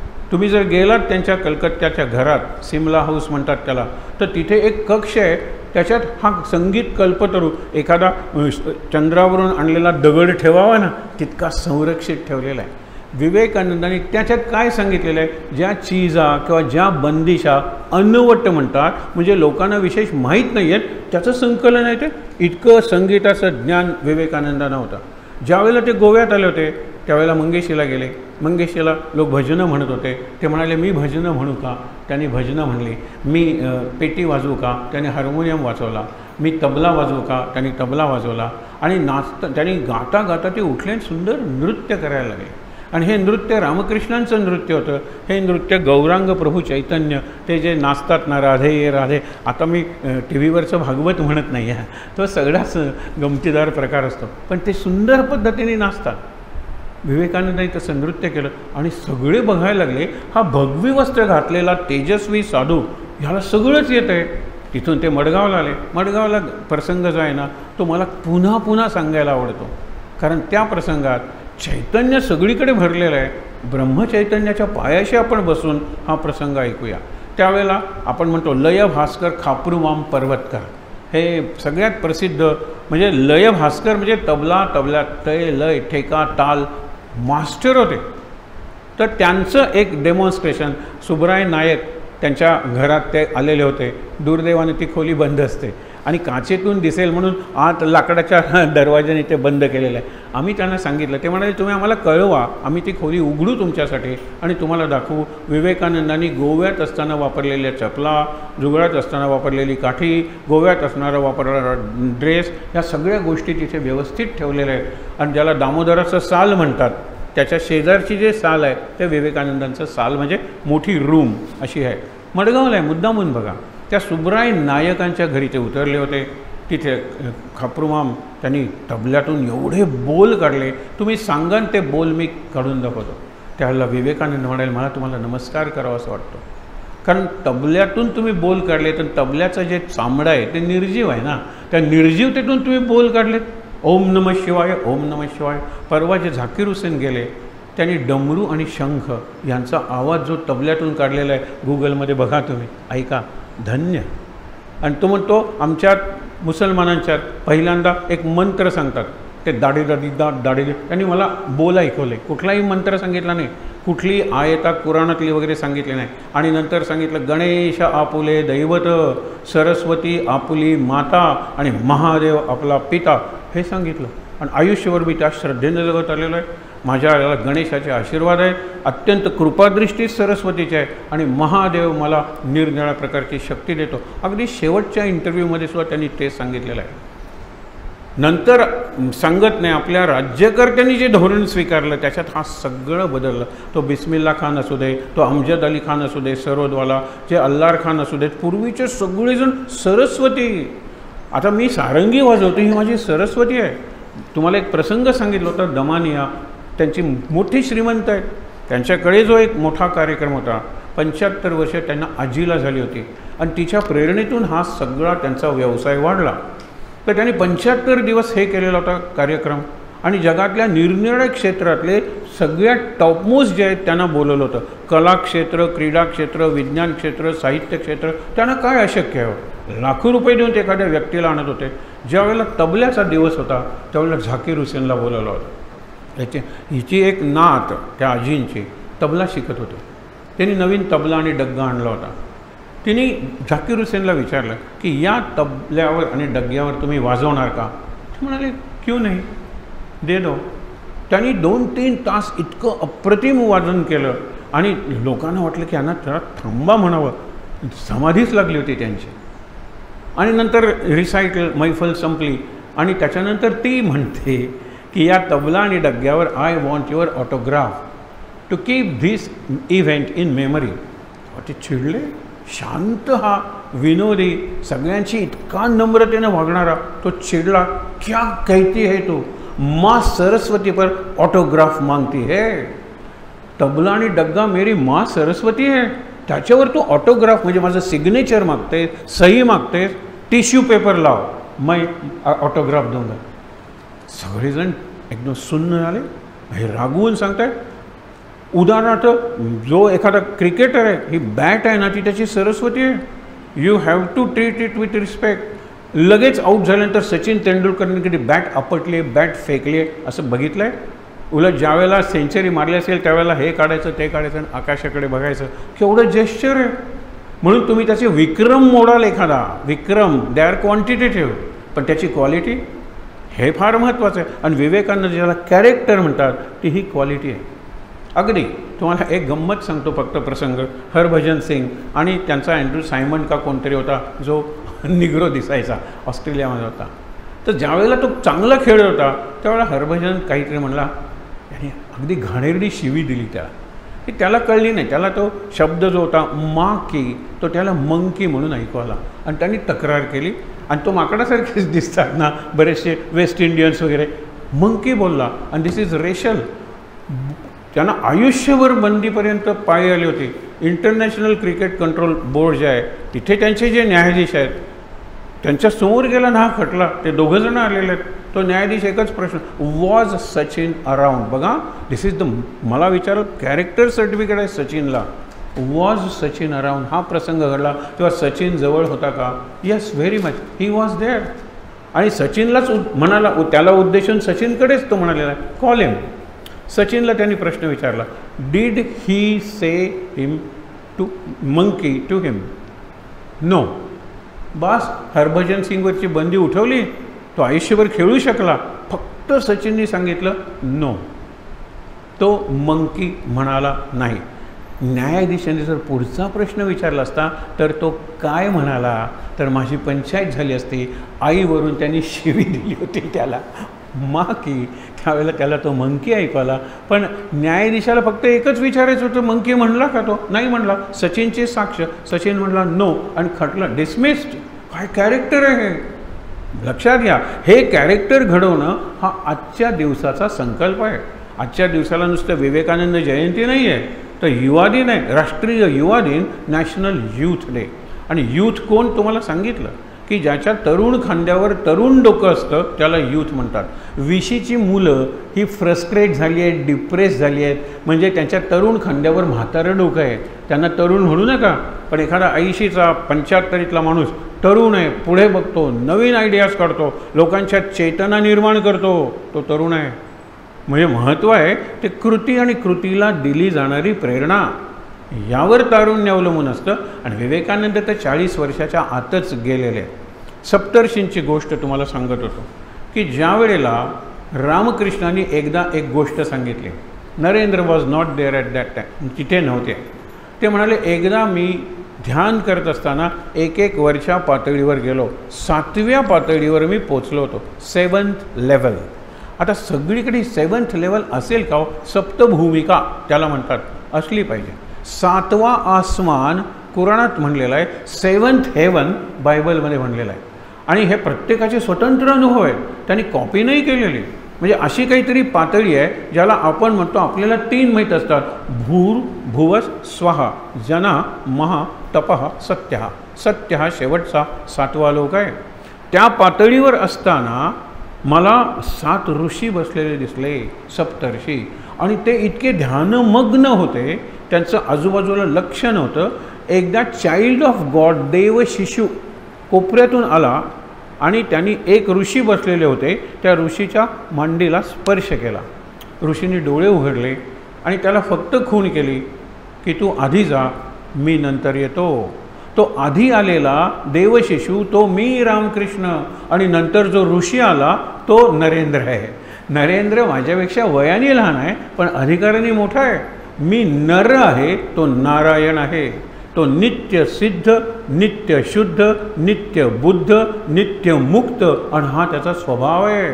तो लग्न करण्यासाठी काय पृथ्वीसाठी जन्मलेला नाही आहे. होमा पक्षाची गोष्ट सांगत होतो. होमा पक्षी आणि पक्षिणी, नर आणि मादी, मेल फिमेल, इतक्या उंचीवर उडत असतात की त्यांचा सगळा संसारच तिथे होतो. नर मादी यांचा संयोग होतो. मादी अंड घालते, ते अंड पडू लागतं, कारण घरट्यात नाही येते, आकाशात आहेत खूप उंच, आणि ते अंड खाली पडत असताना ज्यावेळेला घर्षण होतं पृथ्वीवर असताना, त्यावेळेला ते उबतं, इट गेट्स हॅच्ड, आणि आफ्टर हॅचिंग इट ब्रेक्स, आणि त्यातून पिल्लू बाहेर पडतं. ज्यावेळेला पिल्लू बाहेर पडतं त्याला पंख नाही आहेत, अत्यंत दुर्बल असहाय्य आहे, पण ते होमा पक्षाचं पिल्लू आहे, ते पडत राहतं, त्याला पंख फुटतात, त्याची चोच भक्कम होते, आणि पृथ्वी त्याला दिसते, आणि पृथ्वीला स्पर्श होणार इतक्यात ते परत उंच उडतं, त्याच्या पंखात शक्ती आलेली असते, आणि आपले आई वडील ज्या उंचीवर उडत असतात त्या उंचीवर ते उडायला लागतात. ते कधीही स्पर्श करत नाही पृथ्वीला, ते कधी घरटं मांडत नाही वृक्षावर ज्यांची मुळं पृथ्वीत गेलेली असतात. हा होमा पक्षी संसार करण्यासाठी, पृथ्वीला स्पर्श करण्यासाठी जन्मलेलाच नाही. नरेंद्र तसा आहे. हे सप्तर्षींबद्दल रामकृष्ण सांगायचे. नरेंद्रला ते होमा पक्षी म्हणायचे. दुसरा एक प्रसंग, ज्या वेळेला वयाच्या 20शीत जायला लागले, नरेंद्र आणि रामकृष्ण यांचा सहवास फक्त 2.5 वर्षांचा आहे. त्यावेळेला ते कॉलेजमध्ये होते, आणि त्यांचा जन्म 63 वर्षांचा. 20 वर्षाचे झाले त्यावेळेला ते 83, आणि 86 साली रामकृष्ण गेले. वयाच्या 20व्या वर्षी ही मुलं रामकृष्णांकडे जायला लागली. रामकृष्णांचं काय ते वर्णन सांगू तुम्हाला. पहिल्या मजल्यावर जायचे, ज्याला नौबत खाना म्हणतात, म्हणजे पूर्वी तिथे ठेवलेले असायचे ना 10 तो, आणि ते वाजाय आरतीच्या वेळेला वाजायचे, सकाळच्या वेळेला वाजायचे. आता एक भयंकर यंत्र आणलेलं असतं, ते जर तुमच्या मागे वाजायला लागलं तर एक तरी हार्टचा ठोका चुकलाच पाहिजे, धडधड धडधड एकदम. आणि ते भटजी सांगतही नाहीत की आता यंत्र लावणार आहे मागे, जरा मुलं वगैरे घाबरतात, मी बघितलं हो, हे सगळं यंत्र. पण तिथे त्यावेळेला नगारखाना म्हणतात. नौबत, नौबत म्हणजे तो आपण म्हणतो ढोल असतो, तो ताशा असतो, तो तिथे त्याच्या जागा होती, तिथे ते उभे राहायचे. आणि माझ्या मुलांनो या रे, काय या संसाराच्या माया बाजारात, या फसव्या जत्रेत तुम्ही भटकताय, या तुम्ही. लोकांना वाटायचं हे वेडेच आहेत, त्यांना ऑलरेडी लोक वेडेच म्हणायचे. कारण एकदा कालीमातेशी ते बोलायचे मुख्य म्हणजे, आणि कालीमातेशी ज्या वेळेला त्यांना संसार करायचा प्रसंग आला, संबंध करायचा प्रसंग आला, संसार म्हणजे लग्न करून संसार नाही, ते भांडायचे, ओरडायचे, रडायचे, प्रार्थना करायचे, मैत्रीच्या गोष्टी बोलायचे, सगळं कालीमाताच मला देणार आहे. नैवेद्य ठेवलेला आहे, आणि एक मांजरी येते, मांजरी आल्यानंतर नैवेद्य खाते, यांचं लक्ष जातं, कालीमाते मांजरीच्या रूपात आली आहेस ना, खा नैवेद्य खा. त्यावेळेला बाकीचे लोक धावत येतात, ते मांजरी नैवेद्य खाते आणि तुम्ही काय बघताय. ते म्हणाले ह्याला वेड लागलेलं आहे. राणी रासमणी जी मालकीण होती त्या मंदिराची, दक्षिणेश्वरच्या मुख्य कालीमातेचं मंदिर, आणि बाकीची 12 तिथे ज्योतिर्लिंगांची मंदिर आहेत, तिथे राधा गोविंदाचं मंदिर आहे, खूप मंदिर आहेत, मंदिरांचाच कॉम्प्लेक्स आहे. एकदा काय झालं, कालीमातेने त्यांना सांगितलं, अरे इकडे तिकडे काय बघतोस, तुझ्यात सुद्धा मीच आहे. त्यावेळेला ते फुलं वाहत होते कालीमातेला, ती फुलं त्यांनी स्वतःच्या डोक्यावर वाहिली. कारण का, की तुझ्यात मी आहे म्हणल्यानंतर त्यावेळेला यांनी तक्रार केली की हा वेडा आहे, आणि हा वेडा इतरांना वेड लावेल, त्याच्यापेक्षा तुम्ही याला पुजारी पदावरून काढून टाका, यांनी पूजा नको करायला, दुसरा पुजारी नेमा. त्यावेळेला राणी रासमणी म्हणाली, माझ्या मनातलं बोलला. कारण जो स्वतः पूज्य आहे, इतरांनी ज्याची पूजा करायची त्याला पुजारी म्हणून कसं नेमायचं? बरोबर आहे ना? काय तिचा भाव आहे बघा. अहो, यांची पूजा करायला पाहिजे, तुम्ही यांना पुजारी म्हणून काय नेमलेलं आहे? पण मी काढलं असतं तर तुम्ही विरोध केला होता. तुम्हीच सांगताय आज संध्याकाळीच काढते त्यांना. बरं झालं रामकृष्ण मुक्त झाले, त्यांचा भाचा जो हृदय होता तो पूजा करायला लागला. पण कालीमातेशी त्यांचं जे जिवंत नातं आहे ते नरेंद्रपर्यंत त्यांनी पोचवलेलं आहे. आणि कसं पोचवलेलं आहे? नरेंद्र म्हणतो, एवढी कालीमाता जगाची स्वामिनी ना, मला नोकरी द्यायला सांगा की. तिला काय अवघड आहे? ते म्हणाले, अरे तुझेही कालीमातेशी तेवढेच चांगले संबंध आहेत, जा आणि माग. एक विवेकानंद नावाचा चित्रपट आहे, गुगलवर बघा. त्याच्यात हे जे दृश्य आहे इतकं अप्रतिम आहे. जो एरवी चांगला नट म्हणून ओळखत नाही, खरा म्हणजे तो चांगला नट, हिंदी सिनेमात येऊन तो वाया गेला, मिथुन चक्रवर्ती नावाचा. I am a disco dancer, एवढंच करायला लागला तो. पण खरं मृगतृष्णा वगैरे तो आला. हा बघा तुम्ही, त्याने रामकृष्णांची जी भूमिका केलेली आहे. ज्यावेळेला नरेंद्र आज जातो त्यावेळेला ती भांडतात, तिला सांगतात तिला बिलकुल नोकरी देऊ नकोस, त्यांच्यासमोर कालीमाता आहे, आपल्याला दिसत नाही ते. बिलकुल द्यायचे नाही, नाही तर मी रागवेन, मी बोलणार जे अशी दुसरंच काहीतरी दे, मला पाहिजे ते दे. आणि नरेंद्र ज्यावेळेला नोकरी शब्द काढणार त्यावेळेला सगळा तो गाभारा निळ्या प्रकाशाने भरून जातो. नील ज्योतिष समुद्र, काय सुंदर शब्द आहे. आणि त्यावेळेला विवेकानंद काय मागतात? हे कालीमाते, मला ज्ञान दे, भक्ती दे, विवेक दे, वैराग्य दे. खाली मान घालून येतात. मागितलीस नोकरी? दिली नोकरी? नाही म्हणाली, मी भक्ती, ज्ञान, विवेक, वैराग्य एवढंच मागितलं, जा पुन्हा आत. आता हा पुन्हा नोकरी मागेल. परत ते भांडायला लागले, बिलकुल नोकरी द्यायची नाही त्याला, मी सांगतो ते त्याला दे. परत ज्ञान, विवेक, वैराग्य, भक्ती, ह्याच्याशिवाय काही नाही. असं 3दा झाल्यानंतर ते म्हणाले काही उपयोग नाही, मी कालीमातेला जे मागायला जातो एवढा सुंदर प्रकाश दिसतो आणि मी तुम्हाला पाहिजे ते मागतो, हे काय नाटक आहे? बाहेर आल्यानंतर त्याच्या पाठीवर एक मारलन सांगितलं, जा रे, व्यवहारातले प्रश्न व्यवहारानंच सोडलेले असतात, तुला नोकरी मिळेल. बाहेर ते येतात. इतक्यात ईश्वरचंद्र विद्यासागर जे शिक्षण महर्षी आहेत, लक्षात ठेवा, बंगालचे, ते म्हणतात, अरे तू विश्वनाथ बाबूंचा मुलगा ना? हो म्हणाले, माझे वडील लीडिंग ॲडव्होकेट होते पण ते गेले, आता आमची पाळी आहे, मी नोकरीच्या शोधात आहे. अरे मी नवीन शाळा काढलेली आहे, शिक्षक म्हणून ये ना. शिक्षकाची नोकरी मिळाली आणि विवेकानंद शिक्षक झाले. विवेकानंद ट्युशन्स घेत होते. विवेकानंद कोर्टाच्या बाहेर बसून लोकांचे अर्ज लिहून देत होते. हे त्यांच्या जीवनातलं प्रसंग आहे, लक्षात ठेवा. पण ह्या सगळ्यासाठी ते नव्हते, हे लक्षात घ्या. ते होते निराळ्याच कार्यासाठी.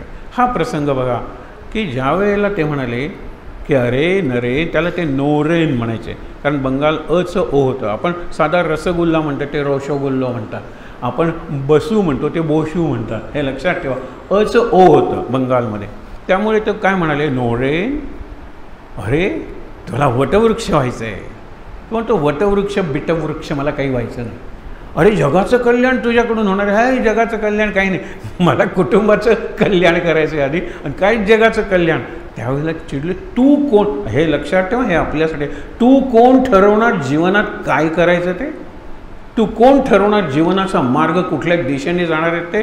अरे तू सोडच, तुझ्या हाडांकडून माझी कालीमाता कार्य करून घेईल. हा तेजस्वी प्रसंग आहे, तुझ्या हाडांकडून. आणि झालं तसंच. 1893 साली त्यांनी ते भाषण केलं आणि 1902 साली गेले. या 9 वर्षातली 5 वर्ष ते जवळजवळ आजारी होते. त्यांच्या शरीरात निरनिराळे 22 रोग होते. त्या रोगांची नावं दिलेली आहेत, अज्ञात विवेकानंद म्हणून. त्यांच्या चुलत भावाने लिहिलेलं ते पुस्तक आहे. परंतु 5 तर मी तुम्हाला रोग सांगतो. त्यावेळेला म्हणजे 1902च्या आधी, 19व्या शतकाच्या शेवटी, 1800 नंतर या रोगांना आज आपण असहाय्य होतो. पहिली गोष्ट म्हणजे high blood pressure, hyper tension, प्रचंड ब्लड प्रेशर त्यांचं वाढायचं आहे, एक. दुसरा म्हणजे काय, स्पॉन्डिलॉसिस. आणि स्पॉन्डिलॉसिस इथला नाही होता, लंबर रिजन म्हणजे कमरेत होता. म्हणजे त्यांना वाकायचं, उभं राहायचं, वळायचं, ओणवं व्हायचं, झोपायचं, प्रत्येक कृती करताना प्रचंड वेदना पाठीच्या मणक्यातून वरती जायचे. हा होता दुसरा रोग. तिसरा अस्थमा, श्वास लागायचे. ज्यावेळेला पहिल्या दिवशी ते दक्षिणेश्वरला म्हणजे त्या कालीमातेच्या मंदिरात झोपले, त्यावेळेला रात्री 2ला रामकृष्ण उठून आले आणि म्हणाले, हा कुणाचा आवाज आहे, कुणाचा श्वास आहे? शांत झोपलाय नरेंद्र आणि असा आवाज. अरे रे, हा जास्त दिवस जगणार नाही आहे. रामकृष्ण म्हणाले, बाकीचे उठले होते, नरेंद्र गाढ झोपला होता, पण त्याच्या श्वासाचा आवाज असा होता, म्हणाले याला श्वास घ्यायला त्रास होतोय, हा जास्त दिवस जगणार नाही आहे. 40 वर्षाच्या आत नरेंद्र गेले. अस्थमा आजही लोकांना, आपल्या महाराजांना सुद्धा किती अस्वस्थ करत होता हे लक्षात ठेवा. अस्थमा हा त्यांना 3रा रोग होता. आणखीन एक महत्त्वाचा रोग मधुमेह, डायबेटीस, त्यांची शुगर एकदम प्रचंड वाढायची आणि प्रचंड. हा योगी या रोगांवर मात करून आरोग्यवान व्यक्तीपेक्षा जास्त आरोग्यवान जीवन जगत होता. अजून 5वा रोग मी तुम्हाला कुठे सांगितला आहे, तो नसतो जवळजवळ कोणाला, आणि ज्यांना असतो ना 3 दिवसात ते क्रिमिनल म्हणजे गुन्हेगार बनतात. आणि जरी त्यांनी 3 दिवस ज्याला झोप लागलेली नाही आहे, 3 दिवस म्हणजे 72 तास जो सतत जागा आहे त्याच्या मनाचा बॅलन्स जातो, डिरेंजमेंट ऑफ माइंड. आणि नंतर तो दिसेल ते शस्त्र, म्हणजे चाकू मिळाला चाकू, काय कोयती मिळाली कोयती, आणि येणाऱ्या प्रत्येक माणसावर तो हल्ला करतो.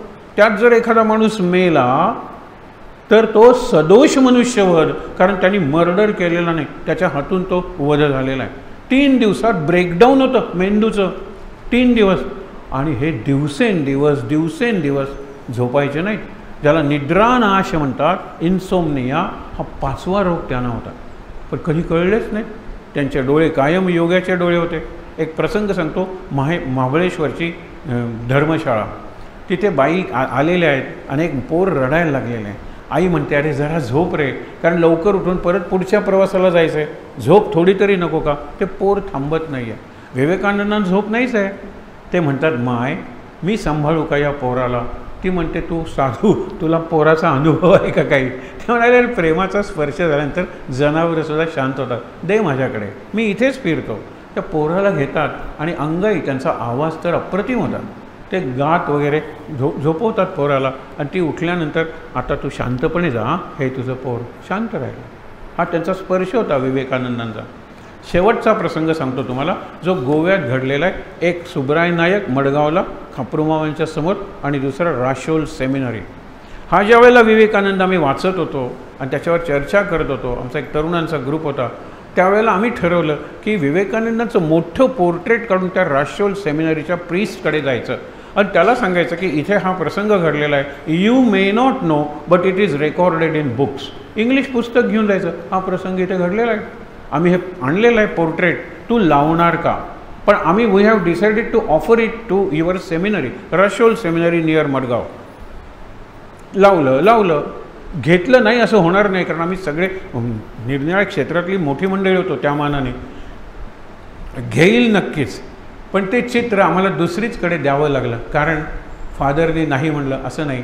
दुसऱ्या दिवसाच्या वर्तमानपत्रात बातमी होती, राशोल सेमिनरीमध्ये विवेकानंदांच्या मोठ्या पोर्ट्रेटचं अनावरण. जाऊन बघा, हे आमची इच्छाशक्ती एवढी तीव्र होती की कुठल्या तरी संस्थेनं दिलं आणि राशोल सेमिनरीमध्ये आज तुम्हाला विवेकानंदाचं चित्र बघायला मिळेल. तिथे काय घडलं होतं, निरनिराळी पूर्वी पायपेटी आपण म्हणतो त्याला ते ऑर्गन म्हणतात, आणि चर्चमधल्या सगळ्या कॉयर सिंगिंगमध्ये ऑर्गन असतोच, ती पायपेटी असतेच. ते म्हणाले की मी वाजवू का, ते म्हणाले मोडलेली आहे, वाजणार नाही. ते म्हणाले nothing is out of order, even the dead have there फेट. खूप सांगता येण्यासारखं आहे, मेलेल्या माणसाला सुद्धा फेट असतं, भविष्य असतं, आणि तुम्ही काय सांगता ते मोडलं, कॅन आय ट्राय. ते म्हणाले काही हरकत नाही, आणि त्यांनी ते दूर केलं, त्यांच्या पद्धतीने सगळं स्पर्श केलं, म्हणाले इट्स इन ऑर्डर, आणि त्यांनी सुंदर तो पायपेटी ऑर्गन वाजवलं. कदाचित तो ऑर्गन त्यांच्या म्युझियममध्ये अजूनही असेल. चैतन्य सगळीकडे भरलेलं आहे, ते जागं फक्त करायला पाहिजे. हा शेवटचा प्रसंग पाहूया. संध्याकाळच्या प्रवचनात हाच विषय आपण चालू करणार आहोत. या पुस्तकात 47 प्रसंग विवेकानंदांच्या जीवनातले आहेत, आणि त्यांच्या चरित्रातलं काय नाही, जसं आपलं महाराजांचं चरित्र आहे, कुठलाही प्रसंग काढला ना डोळ्यातून पाणी येतं, विचार करायला लागतो. 2 शब्द वापरले, हृदयस्पर्शी आणि मस्तक दंशी. मस्तकाला दंश होतो, अरे हे माझे पूर्वज अगदी अलीकडच्या काळात झालेले, आणि कसलं जीवन मी जगतोय, माझ्या जीवनाला काही अर्थ आहे, फक्त भोग भोग भोग, त्यासाठी पैसा, सत्ता, संपत्ती, सौंदर्य, फक्त भोगांसाठी. आणि यांच्या सौंदर्याच्या किती गोष्टी सांगू तुम्हाला. आता मोह आवरत नाही म्हणून एक गोष्ट सांगतो, आणि नंतर शेवटची गोव्यातली गोष्ट सांगून थांबतो. ते गेलेले आहेत अमेरिकेत, 4 वाजता महिलांची एक ऑर्गनायझेशन आहे, please address us Swamiji, we have an organisation, there will be gathering of ladies. हरकत नाही. 3:45 वाजता पोचले, 4ला कार्यक्रम. अमेरिकेतला कार्यक्रम 1ही मिनटं आधी सुरू होत नाही, 1ही मिनटं नंतर सुरू होत नाही. 15 मिनटं लवकर पोचणं म्हणजे खूपच लवकर पोचणं. स्वामीजी म्हणाले, एक तर आम्ही योगी, आम्हाला कार्यक्रम नसतो, ठरवल्याप्रमाणे मी आलो, लवकर आलो. Is there a library? त्यांचा साधा प्रश्न आहे. ती म्हणाली, या हॉलच्या शेजारी ती लायब्ररीज आहे.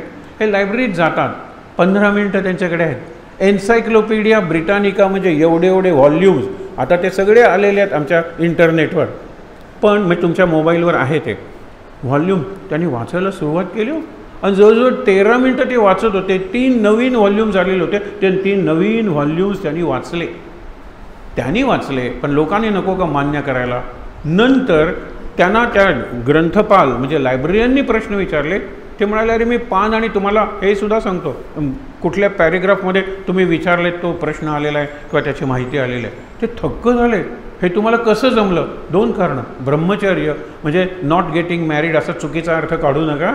अगदी शेवटच्या क्षणापर्यंत लग्न झालेला माणूससुद्धा ब्रह्मचारी असतो आणि न लग्न झालेला ब्रह्मचारी नसतो. ही जस्ट अनमॅरिड. ब्रह्मचर्य हे आपल्याकडे ब्रह्मचर्याश्रम ना, आश्रमाशी कन्फ्यूज करू नका. ब्रह्मचर्य हे व्रत आहे. ब्रह्मचर्य हे तेज, ज्ञान, बल म्हणजे सामर्थ्य संपादन करण्याचं व्रत आहे, त्याला ब्रह्मचर्य म्हणतात. आणि कॉन्सन्ट्रेशन, एकाग्रता, ह्याच्यामुळे हे सगळं मी मिळवू शकलो. तुम्ही एक एक शब्द वाचता, एक एक ओळ वाचता. मी पॅरेग्राफ नाही, फक्त मी पान वाचतो. I have got photographic vision and photographic memory.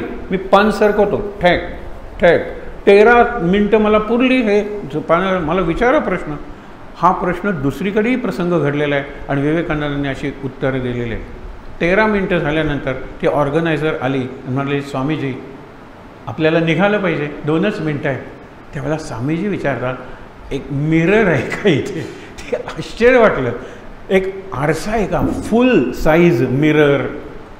त्यावेळेला त्यांनी टॉन्ट मारला त्यांना, स्वामीजी स्त्रियांपुढे बोलायचं आहे म्हणून तुम्हाला आरशासमोर उभं राहायचं आहे की नाही? ते म्हणाले, मी तुला नंतर सांगतो. आरशासमोर उभे राहिले. आपला फेटा हा जो आहे इथे, हा फेटा डोक्यावरचा तो नीट वगैरे केला, आपली हे काय कॉलर वगैरे ते व्यवस्थित केली, असं केलं आणि आले. ती परत म्हणाली, you want to impress the ladies in the hall? म्हणाले, मी तुला आत्ता उत्तर देतो, कळणार नाही तुला, मी ते स्पष्ट करून सांगतो. मी बघत होतो, आय वॉज ॲसर्टनिंग, मी खात्री करून घेत होतो की माझा फेटा आणि माझा ड्रेस कफनी ह्याच्यामध्ये माझा मेंदू किंवा माझा चेहरा आहे की नाही. मी भूत म्हणून गेलो, माझा चेहराच तुम्हाला दिसत नाही आहे, पळून जाते. मध्यंतरी गाणं होतं ना, मुकाबला मुकाबला, तुम्हाला आठवतं की त्याच्यात काहीच नाही, मध्ये ते फिरत असतं. हे तिथे ट्रिक आहे त्यांची. पण इथे मी खात्री करून घेत होतो की माझा फेटा आणि माझं खालचं याच्यामध्ये माझा चेहरा आहे की नाही. Because I was lost in reading. मी स्वतःला विसरलो होतो, मी स्वतःला हरवलो होतो. तो मी परत आलो आहे की नाही हे 1 मिनिटात मी बघितलं. कम ऑन, आपण भाषण सुरू करूया. काय प्रसंग आहे हा. गोव्यात ज्यावेळेला खापूर मामाने वाजवलं, विवेकानंद म्हणाले, मला नमस्कार करावा असा वाटतो तुम्हाला, तो तबला मला देता का? त्यांनी तबला घेतला, उलटा ठेवल्यानंतर तबल्याची जी फ्रेम होती, वुडन फ्रेम, पण लाकडाची असते फ्रेम, त्या लाकडातून तुम्ही सांगा बोल, मी काढून दाखवतो, तुम्ही सांगा बोल, मी काढून दाखवतो. खापरूमाम थक्क झाले. साष्टांग नमस्कार घातला असेल की तुम्ही लाकडातून बोल कसे काढले, लाकडातून. आता हा संवाद ऐकूया आणि थांबूया. लाकडातून बोल मी काढले, कारण तू चामड्यातून काढलेस, बरोबर आहे ना? नाही, लाकूड म्हणजे निर्जीव, चामडंसुद्धा निर्जीव आहे. नाही, पण चामडं ज्याचं आहे तो पशु कधीतरी जिवंत होता की नाही? होणारे लाकूड ज्याचं आहे ते झाड कधीतरी जिवंत होतं की नाही? झाडातलं चैतन्य, झाडातला जीव आणि प्राण्यातला, पक्षातला एकच आहे. मग तू चामड्यातून बोल काढलेस, मी लाकडातून बोल काढले. अरे बोल सगळीकडे भरलेले आहेत, ते काढण्यासाठी जी साधना करायची असते ती आपण केली पाहिजे.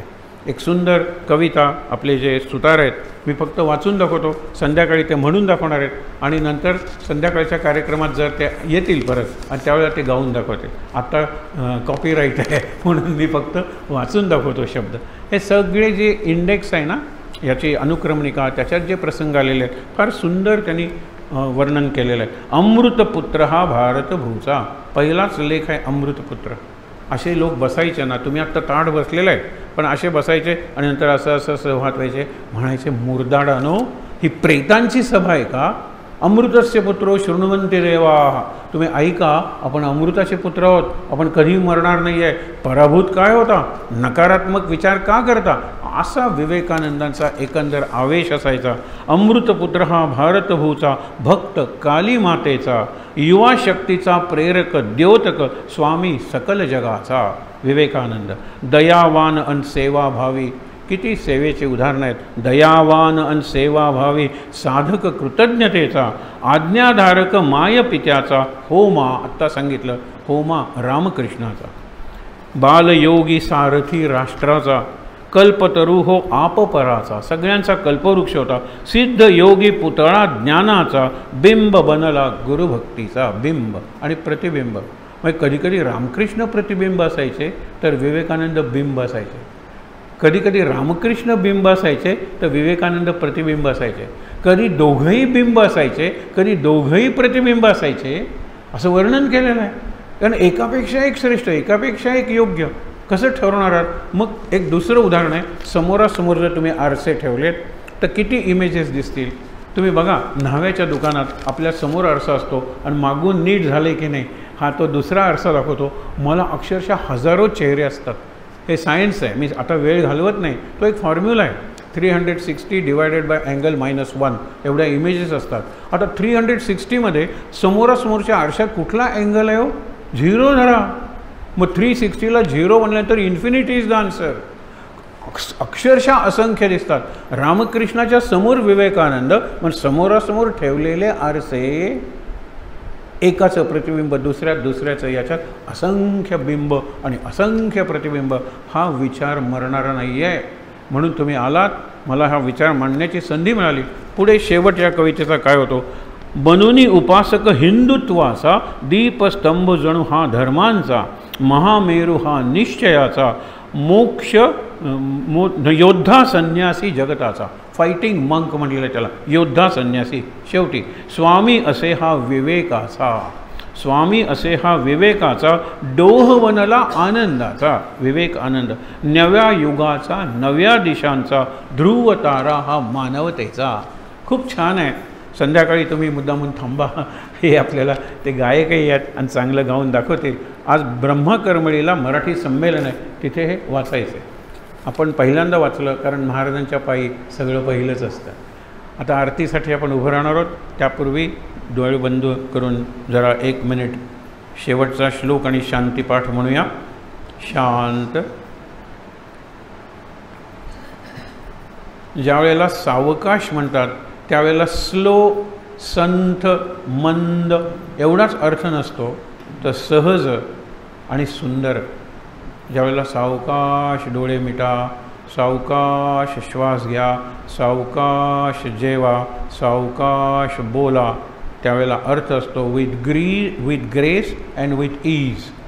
सौंदर्य आणि सहजता म्हणजे सावकाश. श्लोक मुनी आणि शांतीपाठ. सदा सर्वदा योग तुझा आवा, तुझे कारणी देह माझा पडावा, उपेक्षू नको गुणवंता अनंता, रघुनायका मागणे हेची आता. जय जय रघुवीर समर्थ. ओम सहनावतु सहनौ भुनक्तु सह वीर्यं करवावहै तेजस्विनावधीतमस्तु मा विद्विषावहै. ओम शांति शांति शांती. डोळे बंद.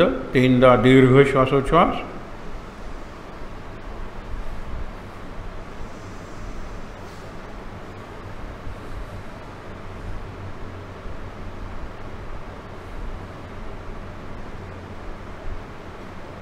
हातावर हात चोळूया, ते हात चेहऱ्यावर डोळ्यांवर चोळूया.